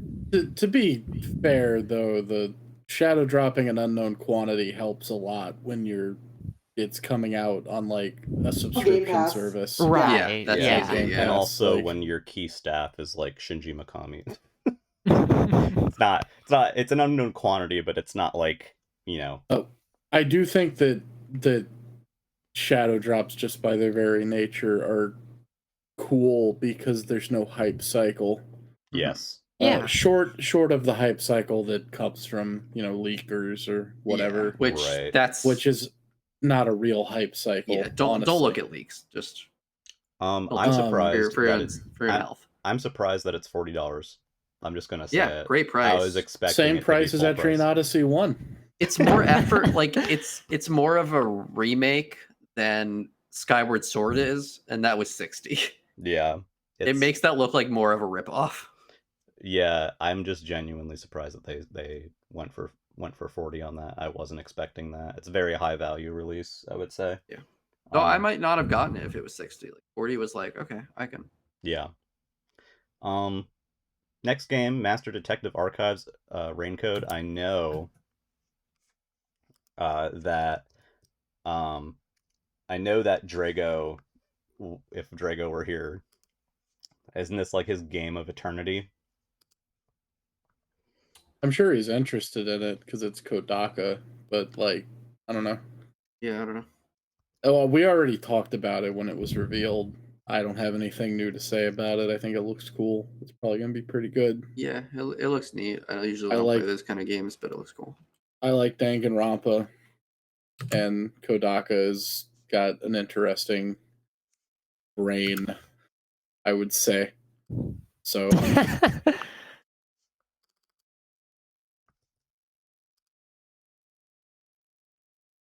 this studio made World's End Club, and that wasn't amazing.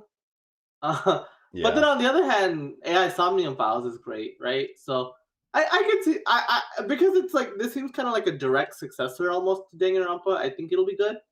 But it definitely has impressions. It definitely has a lot of character. Did this studio also make Somnium Files? No. Well, it's like they didn't make Somnium. Like it's weird. They have like a shell studio, I guess, that has Kodaka and what's the Somnium Files guy? Uchikoshi. Yeah, Uchikoshi. They have this studio called 2Kyo Games together, and so they're the core staff, and then they work with like Spike Chunsoft to make. Interesting. Yeah. Right, and they used to just work for Spike Chunsoft proper. Right. Okay, that makes sense. Still do. Like, I'm actually pretty sure that that Somnium Files isn't 2Kyo. I think that is just. Oh, really? Okay. Chunsoft. I got my wires crossed, but World's End Club and them, Raincode. Yeah, World's End Club and Raincode are both them. And there was that other thing, Death Come True, the like live action thing. Yep. That I haven't they played. made like an anime. They're a weird studio. No, it's it's live action. Like it's no. I'm saying they also made an anime. Separately. Right. Oh yeah, goodness. What was it? Akudama. Yeah. Akudama Drive. Akudama Drive. Yeah. Yeah. Because it's Danganronpa, style, like it looks very Danganronpa. The characters look so Danganronpa. Yeah. Well, yeah, down to the kid having the spiky hair thing. Yeah. Like I genuinely think that they're gonna like tie this into the Danganronpa universe in some way. Simply because the protagonist has that little whooshy hair thing. So next thing, Batten Kaitos 1+2 is real. I wish this didn't get leaked. I think didn't someone? I know that was rumored. I don't know if there was Here's a the proper thing. leak. Don't look at leaks. You was have a much better rumored. direct experience. It got leaked like a month ago by someone, but they had only said one, so that was exciting. But then the day of the direct, the key art for it leaked, and it was, so it was Okay. Button Kaito's It's one. just like I know Samba de Amigo got leaked like the day of. You the know what? direct, I always thought Baten Kaitos was like a third person like card battle. I didn't realize it had like the fixed camera angles. I guess like I had known about the game before, but I had never actually seen footage of it. Oh no, it's like a turn-based RPG. Yeah. But Well, I with knew the combat cards. was, but I thought like the overworld segment was like kind of like third person, more like open. So No. it's like very much like Resident Evil style One camera. of my Final friends Fantasy said VII. that the second game, Button Kaito's Origins, is what it used to be called. In the West. One of my friends told me it's their favorite Monolith Soft game, like Wow. period. Yeah, I heard they're really cool Interesting. games. I've heard 2 is much better than the first. Yeah, like the way it was described to me is 1 is like a solid 8 out of 10, and the second game is a 10 out of 10. That is how it was described to me. I know that there's cool. some QOL stuff that they're adding for this one. I'm curious if any of the systems that they kind of like upgraded or tweaked for the second game might make it back to the first game or not. Are you surprised this isn't Nintendo published? Well, Namco owns the rights, I think. Yeah, Namco. Yeah, but I think on the second I game think they co-own the rights. Oh. Yeah. I'm not entirely. I figured it was. I kind of had it as a 50-50 for me if Bamco or Nintendo. Oh yeah, it, so Nintendo is on there too. Yeah. And that that is is cool. I like the card. The card battle looks fun. This game, if I'm correct, this game is Switch only. Yes, because of the wow. Which makes sense because Monolith Soft is owned by Nintendo. Yeah, so, yeah, and the rights are co-owned. So did Monolith help with this? We don't remake? know. Okay. We don't know if Bamco made this. We don't know if Monolith Soft is making this themselves. Very the original rumor that leaked it said it was Monolith Soft. Yeah. But officially, we don't know yet. So who's to say, really? And yeah, I guess like Bayonetta, like the publishing could have gone either way, right? I don't know. Yeah. I'm excited to try this out though, because again, the way people talk about Origins is like, oh damn, I really should play that, huh? So I'm kind of intrigued by it. It's such a cool remaster though, for sure. It's like never saw that in a million years coming, you know. The next game is one I never saw coming in a million years. This is so exciting to me. Fantasy Life I, The Girl Who Steals Time. We're getting a proper Fantasy Life sequel in 2023. This looks great, and it looks a little bit inspired by New Horizons. Oh, and not a little bit, a lot of it. Oh, yeah. Definitely. It wears it on its sleeve, but that's okay with me. Yeah, no, that's totally fine. Level Like 5. that audience wants a new thing. Yeah. I was so sad when Fantasy Life 2 got announced that it was for mobile. Yeah. It was the most depressing announcement ever. And finally, after years, they finally made up for it, and it's on Switch, and we're excited. It's just it looks cute. I had a lot of friends who really loved Fantasy Life 1 on 3DS. At first, I wasn't, so I'm not super familiar with Fantasy Life 1. I think I played the demo for it like forever ago. So I wasn't sure at first with this one if it was just going to be a remaster or if it was going to be a sequel, but I'm very happy that it's straight up a sequel. Brand new game. That'll be great. Yeah. And then level 5 was like, no, actually, there's a little bit more. And we're getting a proper Professor Layton sequel, Professor Layton in the New World of Steam. This was the level 5 direct. In town, baby. Yeah, this is the level 5 direct. This was the level 5 direct. Yeah, like they are back. It feels like they never left, right? Like it just feels like it definitely feels like they left. No, I don't mean like that we haven't felt their absence. I mean the fact that they're publishing so many games, they're making it seem like nothing was ever wrong the last couple of years. Yeah, you know, just like their pipeline wasn't messed up. Right. It like the way that they're publishing so many games, it's like, oh no, don't. Those last couple years they didn't exist. Don't worry, we've always been here. You know, nothing ever went wrong with us. I think if I remember correctly, I believe Rogers Base started sobbing at Professor Layton. I mean, Layton means a lot to a lot of people, honestly. So I get it. Yeah, I totally get it. I don't even mean that in like a mocking way. I just was like, that was like a big announcement for a lot of people. I've played a little bit of Layton and have enjoyed it. I know of people who really like Layton. I know of people who are like not super into games who were into Layton. So I've never tried a Layton. I was happy to see a fully new one, and not like, I think that what was the last one was like Layton's daughter or whatever. Yeah, it was Catriel. Yeah, which I don't know how that one was. I Not think it's very good. largely Oh. meh reception. Gotcha. This So, was like, another series that they announced a mobile game as like the next big thing for the series. yeah, A they long did. time ago. Yeah. Yeah, but that was Catriel, wasn't it? Yeah. And ended up coming No, out it on- was like, I just remember one graphic from it that was like, There was a Layton mobile game called like Layton Brothers Mystery something or another, but that came out like a long time ago. it ended up getting canceled and like,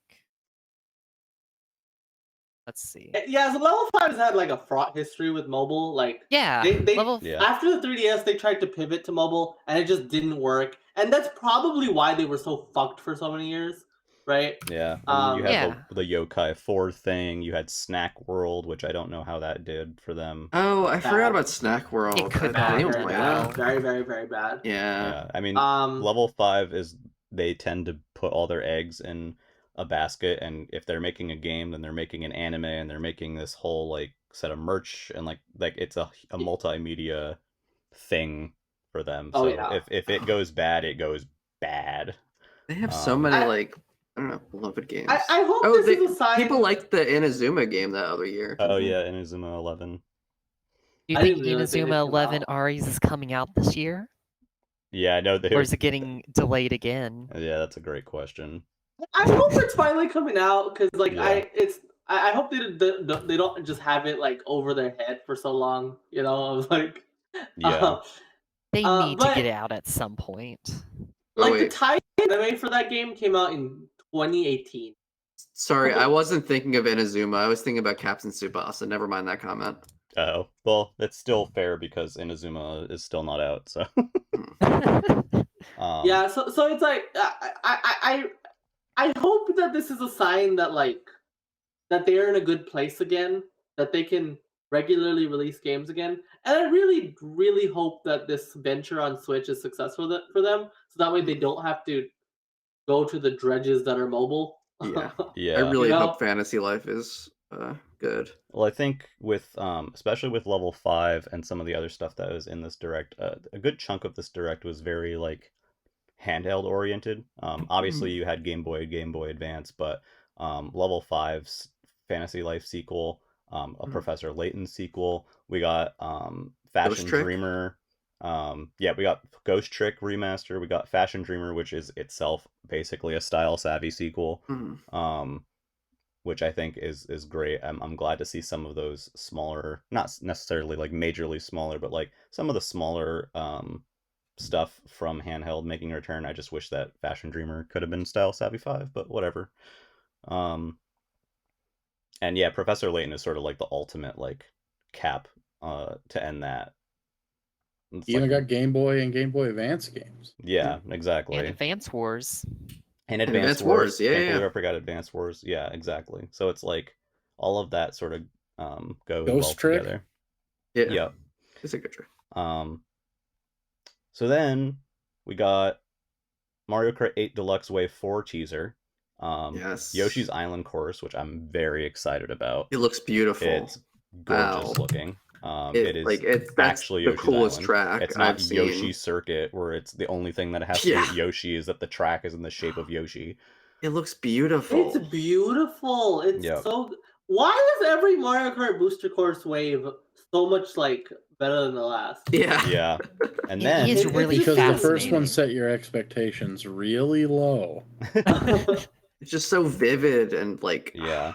And then love we're the getting colors. Birdo as a returning We're getting character. Birdo, And- which is a character who. How is and- she not there already? Well, yeah. Jesus Christ! But then also But glad a to have her. commitment to more returning characters in future waves. So I know a lot of Yeah. people were hoping for additional characters I feel for like Mario Kart. each and here we wave are. like breaks the conceptions. Like the first wave was like, oh, they're not gonna add any new features, Right. and then they add half pipes, and then they're Yep. like, oh, they're never gonna add new characters, and they add a new character. Yeah, and like last time Shit, they we're were gonna like, get, by the new way, items. yeah, they were like, by the Yeah, oh, way, yeah, we new have a items. master item switch now, like randomly. So I wonder if do you think Mario Kart Tour counts as a returning Mario Kart? we were talking about that the other day. I know some people were saying that for the purposes of this, Nintendo considers it a quote unquote past Mario Kart Yeah, game. because like that's how they consider the tour tracks, right? Right. Is like Yeah. Yeah. So I think we will kind say of like this Yoshi track is gonna come out in Tour as well, but it Yeah. counts as a new track here. yeah, well, Yeah. but they count what they do with those is like anything that's a city, like London, Yeah, New the York, city they tracks count are tour. tour. But yeah. then anything that is like original, like Merry Mountain or Yeah. Ninja, what is it, Ninja Ninja Hideaway? Hideout, Hideaway. yeah. Ninja Ninja- Hideout. They count that as new, Yeah. and some of them are just straight up new, right? Like this is straight up new, Yeah. Well, yeah, And- it's new, but it's gonna be in both. but it's gonna be Yeah. which is Yeah. what they did in Wave 2 or something. That Yeah. Sky High Sunday. Yeah, debuted yeah. First Mhm. in 8, and recently in Mario Kart Tour we got the that underwater ruins course with all the PD Piranha iconography, which is also new. And probably Oh, won't show fun. up in this wave, but it'll have shown up in Mario Kart Tour first, and will make its way to 8. I know for shorthand cool. we usually call them the Tour Nitros, just because they're like, they're new courses. And I know Wave 6, the slots line up to have a good number of those. So I'm curious to see what else they've got coming, but it's very nice to see a proper Yoshi's Island course. Yeah. I mean, they even made sure that the coins have the Yoshi faces on them, like they are in I love the little question mark clouds. yeah, and the expanding staircase with the sound effect, and Great. looks And absolutely most fantastic. importantly, Poochy. Poochy, true. Poochy is there as well. Ooh, Poochy is there. Very, And all very the- excited all about of the that. enemies, the big fat chicken thing. Oh, you mean Leon from Twitter? the Bert, the bashful. I think little guys were there too. I can't remember. They should have made Poochy drive a car. They should They have. should Put him, have. They put should have him got in a Poochy this racing wave. seat. Would have had Birdo and Poochy. I'm just glad that we're getting some characters. I'm hoping that we can get some of the new ones that got added into her, like Kamek and King Babam and stuff like that. But we'll see. I do think people. I know that they've been very surprising with what they've put in Mario the booster pack DLC so far. Yeah. But I also think it's important to remember with all the starry-eyed wishful thinking with characters and stuff. Mm-hmm. There's only 2 packs left after this one. Yeah. So I wouldn't get my hopes super high. Yeah. I'm just hoping that it has enough to make the character select screen even, which would need 6. I'm not hopeful for it, but 2 per wave doesn't sound that crazy to me. Yeah, but Yeah. you're getting one this wave probably. I mean, we've only gotten 1 course revealed. Yeah, so we don't know what this track's gonna. I mean, They- I could have don't really another think there's gonna be one. more than Birdo, but I They do said think. they said in it that it's 8 tracks plus 1 character. Oh. that was only the European direct. We So- don't count that. We don't count that. Europe is No, not you're canon. You're probably right. It is probably just 1, but Yeah. I'm still gonna dream. To me, the takeaway was that future waves will have more characters. That's all I needed to hear. Even if it's just one, even if it's just 1 per wave, 1 each. I'm fine. That's at least something, We right? could still Honey Queen. It's Still more has a than we chance. thought, right? It's more than we thought. Which is always good. In respect to my sleep schedule, can we skip the I was just gonna talk the next very montage? very quick. We had But it a was montage. just a montage, but there was Um, e-baseball, and we loved that. Yeah, we got so the baseball's $1. Grab the E-baseball baseball. shadow dropped actually. It's Shadow drop for $1. 99 cents. Go grab it. Have a Nice Death is cool. I'm looking forward to Mega Man Battle Network Legacy Collection, another handheld oriented title. Blanca's neat. Minecraft Legends is a game. Disney Dreamlight Valley. I know a bunch of people who really are into that. Has anyone here played that? No, Nope. my girlfriend's sister loves it though. She plays it all the Okay. time. Tales Remastered, which still looks very not great to me. Um, and then we end on Legend of Zelda Tears of the Kingdom with a longer trailer this time.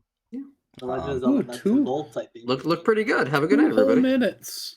Yeah, it was not 15 seconds or 30 seconds. Yeah, We this is had the first time we felt like we actually got gameplay. we had It was this is what I would call the first trailer of the game. Yeah. The rest Yeah. were all teasers. This was the first trailer. I'm Yeah. happy that they're not trying to show too much of the game in advance, but I do feel like at this point this trailer should have been a bit more substantial than it was, or at least this trailer should have been in the I'm glad last it wasn't. direct.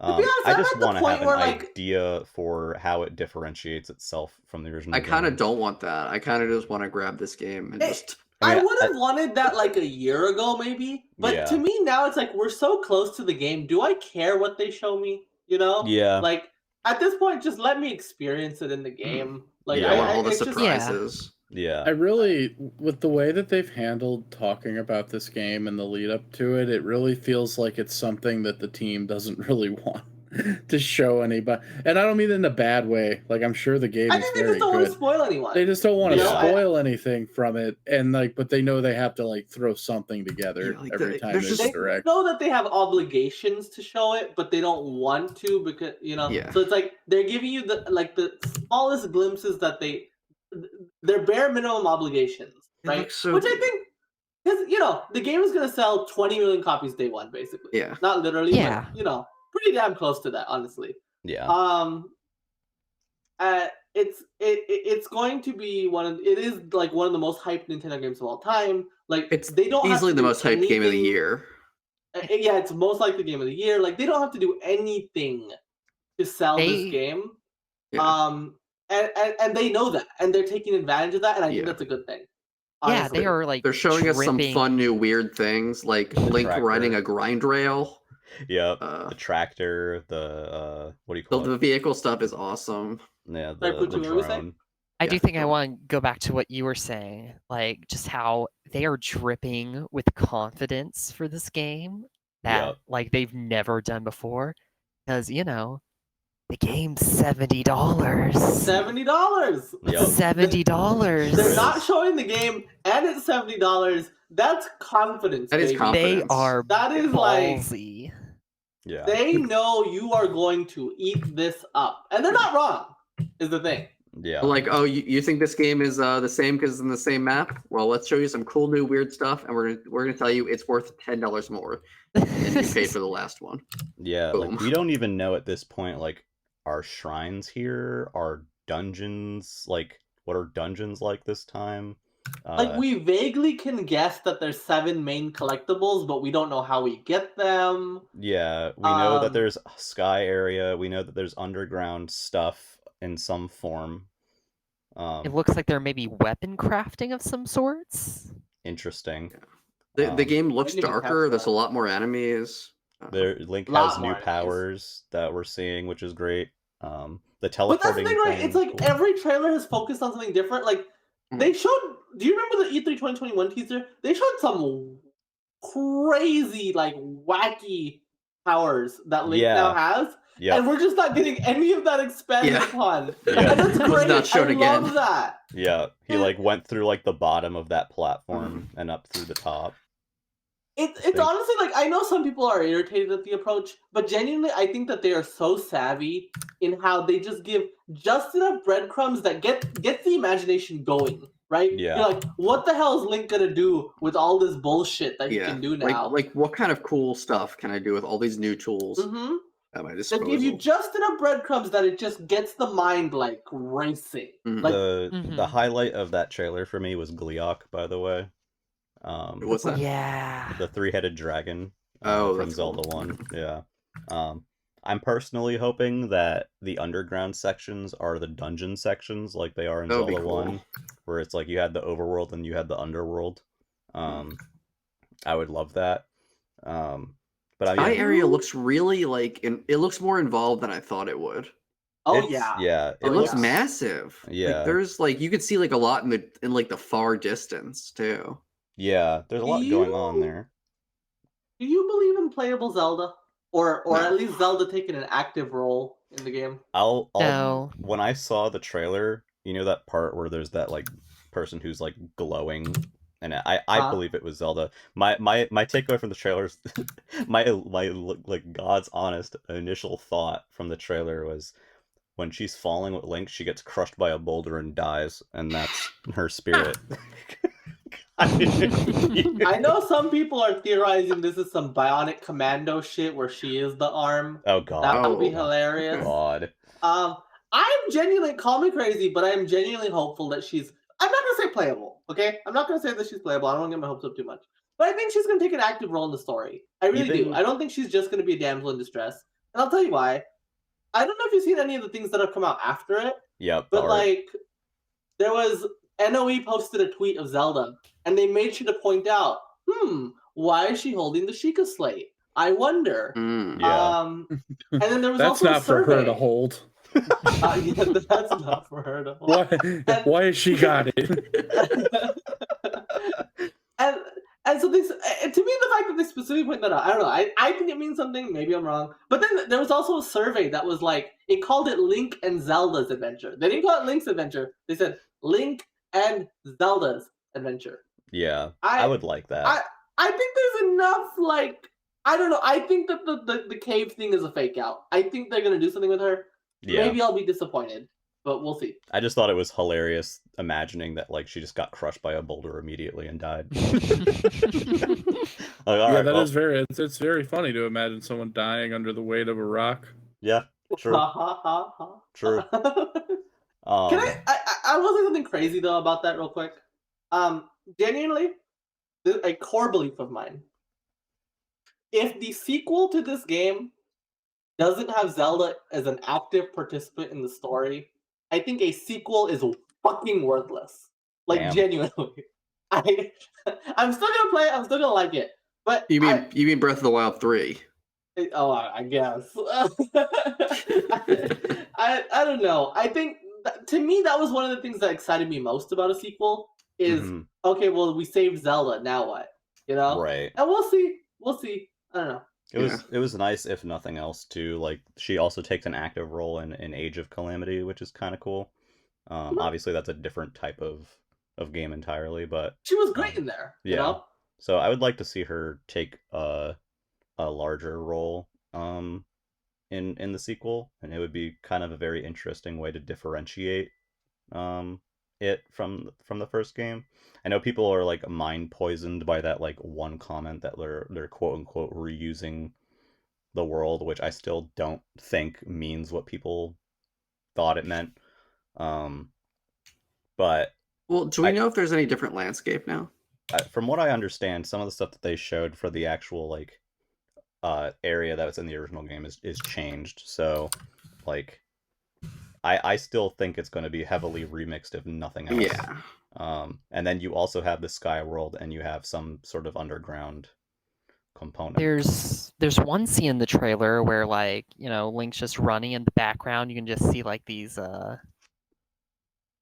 lines in the ground. What are they called? Oh, like crop circles? Not quite crop circles, but like these patterns in Nazarick line. Oh, yeah, I wouldn't know. I'm not smart enough. Something, but you know, just like these patterns just embedded into the earth, and it's like, right. Oh, what's up with that? I think someone pointed out that like there was an area shown from the main world that had a shrine entrance in the original game, and it does not. Wow, it's incredible that someone just knows that by looking. I know. That's why I was like, I would never be able to.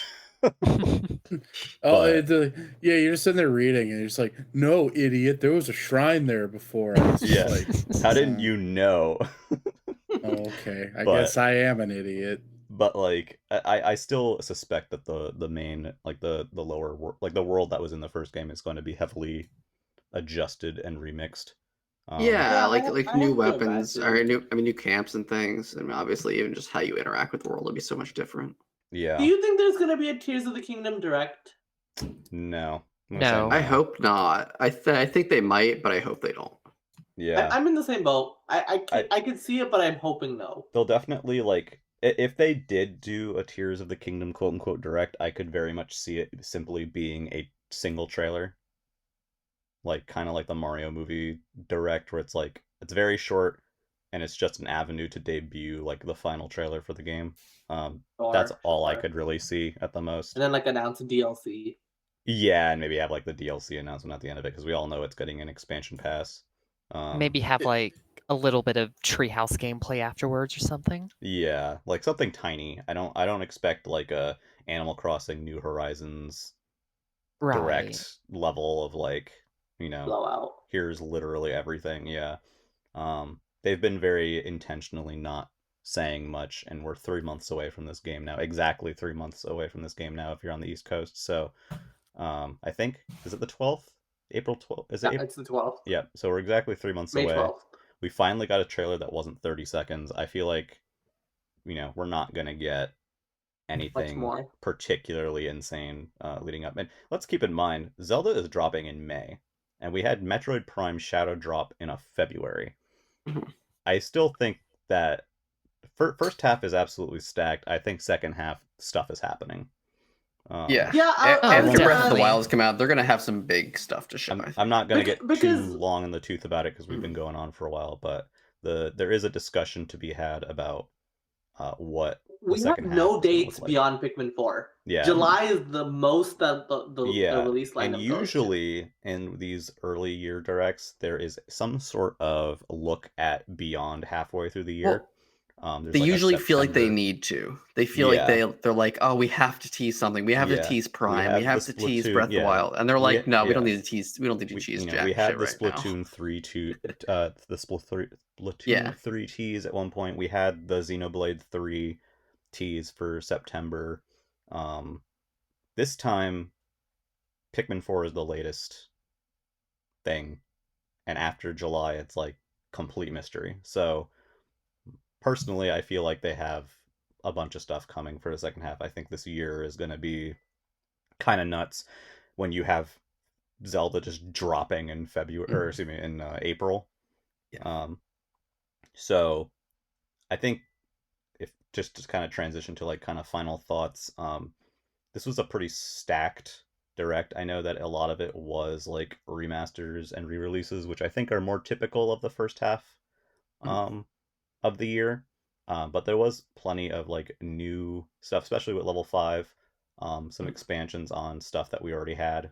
And I think it just kind of sets the stage for a very packed first half of this year and a potentially wild second half of this year.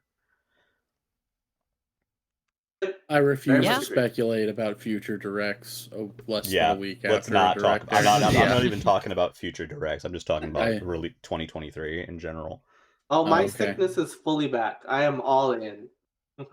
Yeah. I saw people speculating about an E3 direct Oy. before this direct happened, Yeah. and Uh, it gave me a real intense headache. Yeah. I think As far as I'm concerned, the second half, like everything after July, isn't real. yeah. It'll Yeah. be real in a few months. It'll be real in a few months whenever they talk about it. And I for my part, especially if you like RPGs, which thank God I'm not a filthy sinner, you're like Well- quadruple doomed on Switch every year because there's 10 million of those babies coming out. There's not enough hours in the year. Yeah, exactly. Yeah, I'm sorry. So, Poochy, Mina, final thoughts? Great direct. yeah, Yeah. very, very happy with it.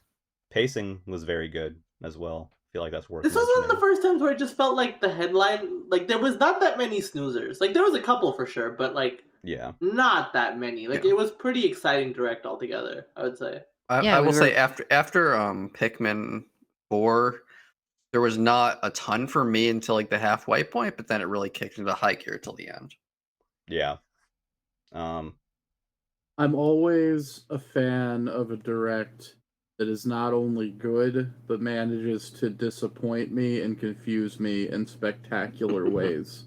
And Etrian Odyssey did that to me. So it's always nice when something comes out of left field and you find out that there is actually ways that you can be disappointed that you haven't experienced yet. It teaches you about life and how life Yeah, begins to exactly. disappoint and upset you. Yeah. Yeah. But in general, pretty good. Life is one long Etrian odyssey, Jesus full of Christ. disappointments And on that in note, video games. And it's most certainly not untold, much to everyone's disappointment. Yeah. But hey, Metroid Prime. But hey, Metroid Prime. But hey, Metroid Prime, go play it. Yep. Yeah. So, Not 4 though. not 4. Not that game that you heard about. No. Well, what Just is it, like Metroid. 7 years ago now? Yeah. 6. Yeah. Feels Wow. like 7 years ago. Yeah. But, Hey, it's been 5. God. 4. No, it's been 4. It's- 2019. Well, okay, since the first. The announcement. original- Metroid Prime Original 4 first was announcement. revealed But, in You know, 2017. you count it since the reboot. You know, come on. What? No. No. You No. cannot. No, you counted baby. since announcement. Yeah, I announcement. think it's a little harsh. No. I don't think it is. You heard about it. Yeah, they told us it was coming. 2017. Yeah, and then they told us it got rebooted, so No. you reset the clock. Like, No, Remember when that's they not fair. remember when they announced Metroid Prime 4 so that people would be excited for Metroid and then also Metroid on 3DS on the same day? And then now And then it's 6 since then years we got later. another 2D Metroid. Yep. And We might another get That was a Metroid pretty Prime. good game. Yes. But yes. So yeah, great times. That's gonna be it for us this week. We'll be back with something else soon. All the normal stuff. Check out the Discord, check out YouTube, Spotify, all that fun stuff to listen. And thanks to Mina and Poochy for being with us here today. We will Yeah. see you Thank you guys both so again much. soon. Yeah. Catch you later. Bye. Have a good one. Bye. Later.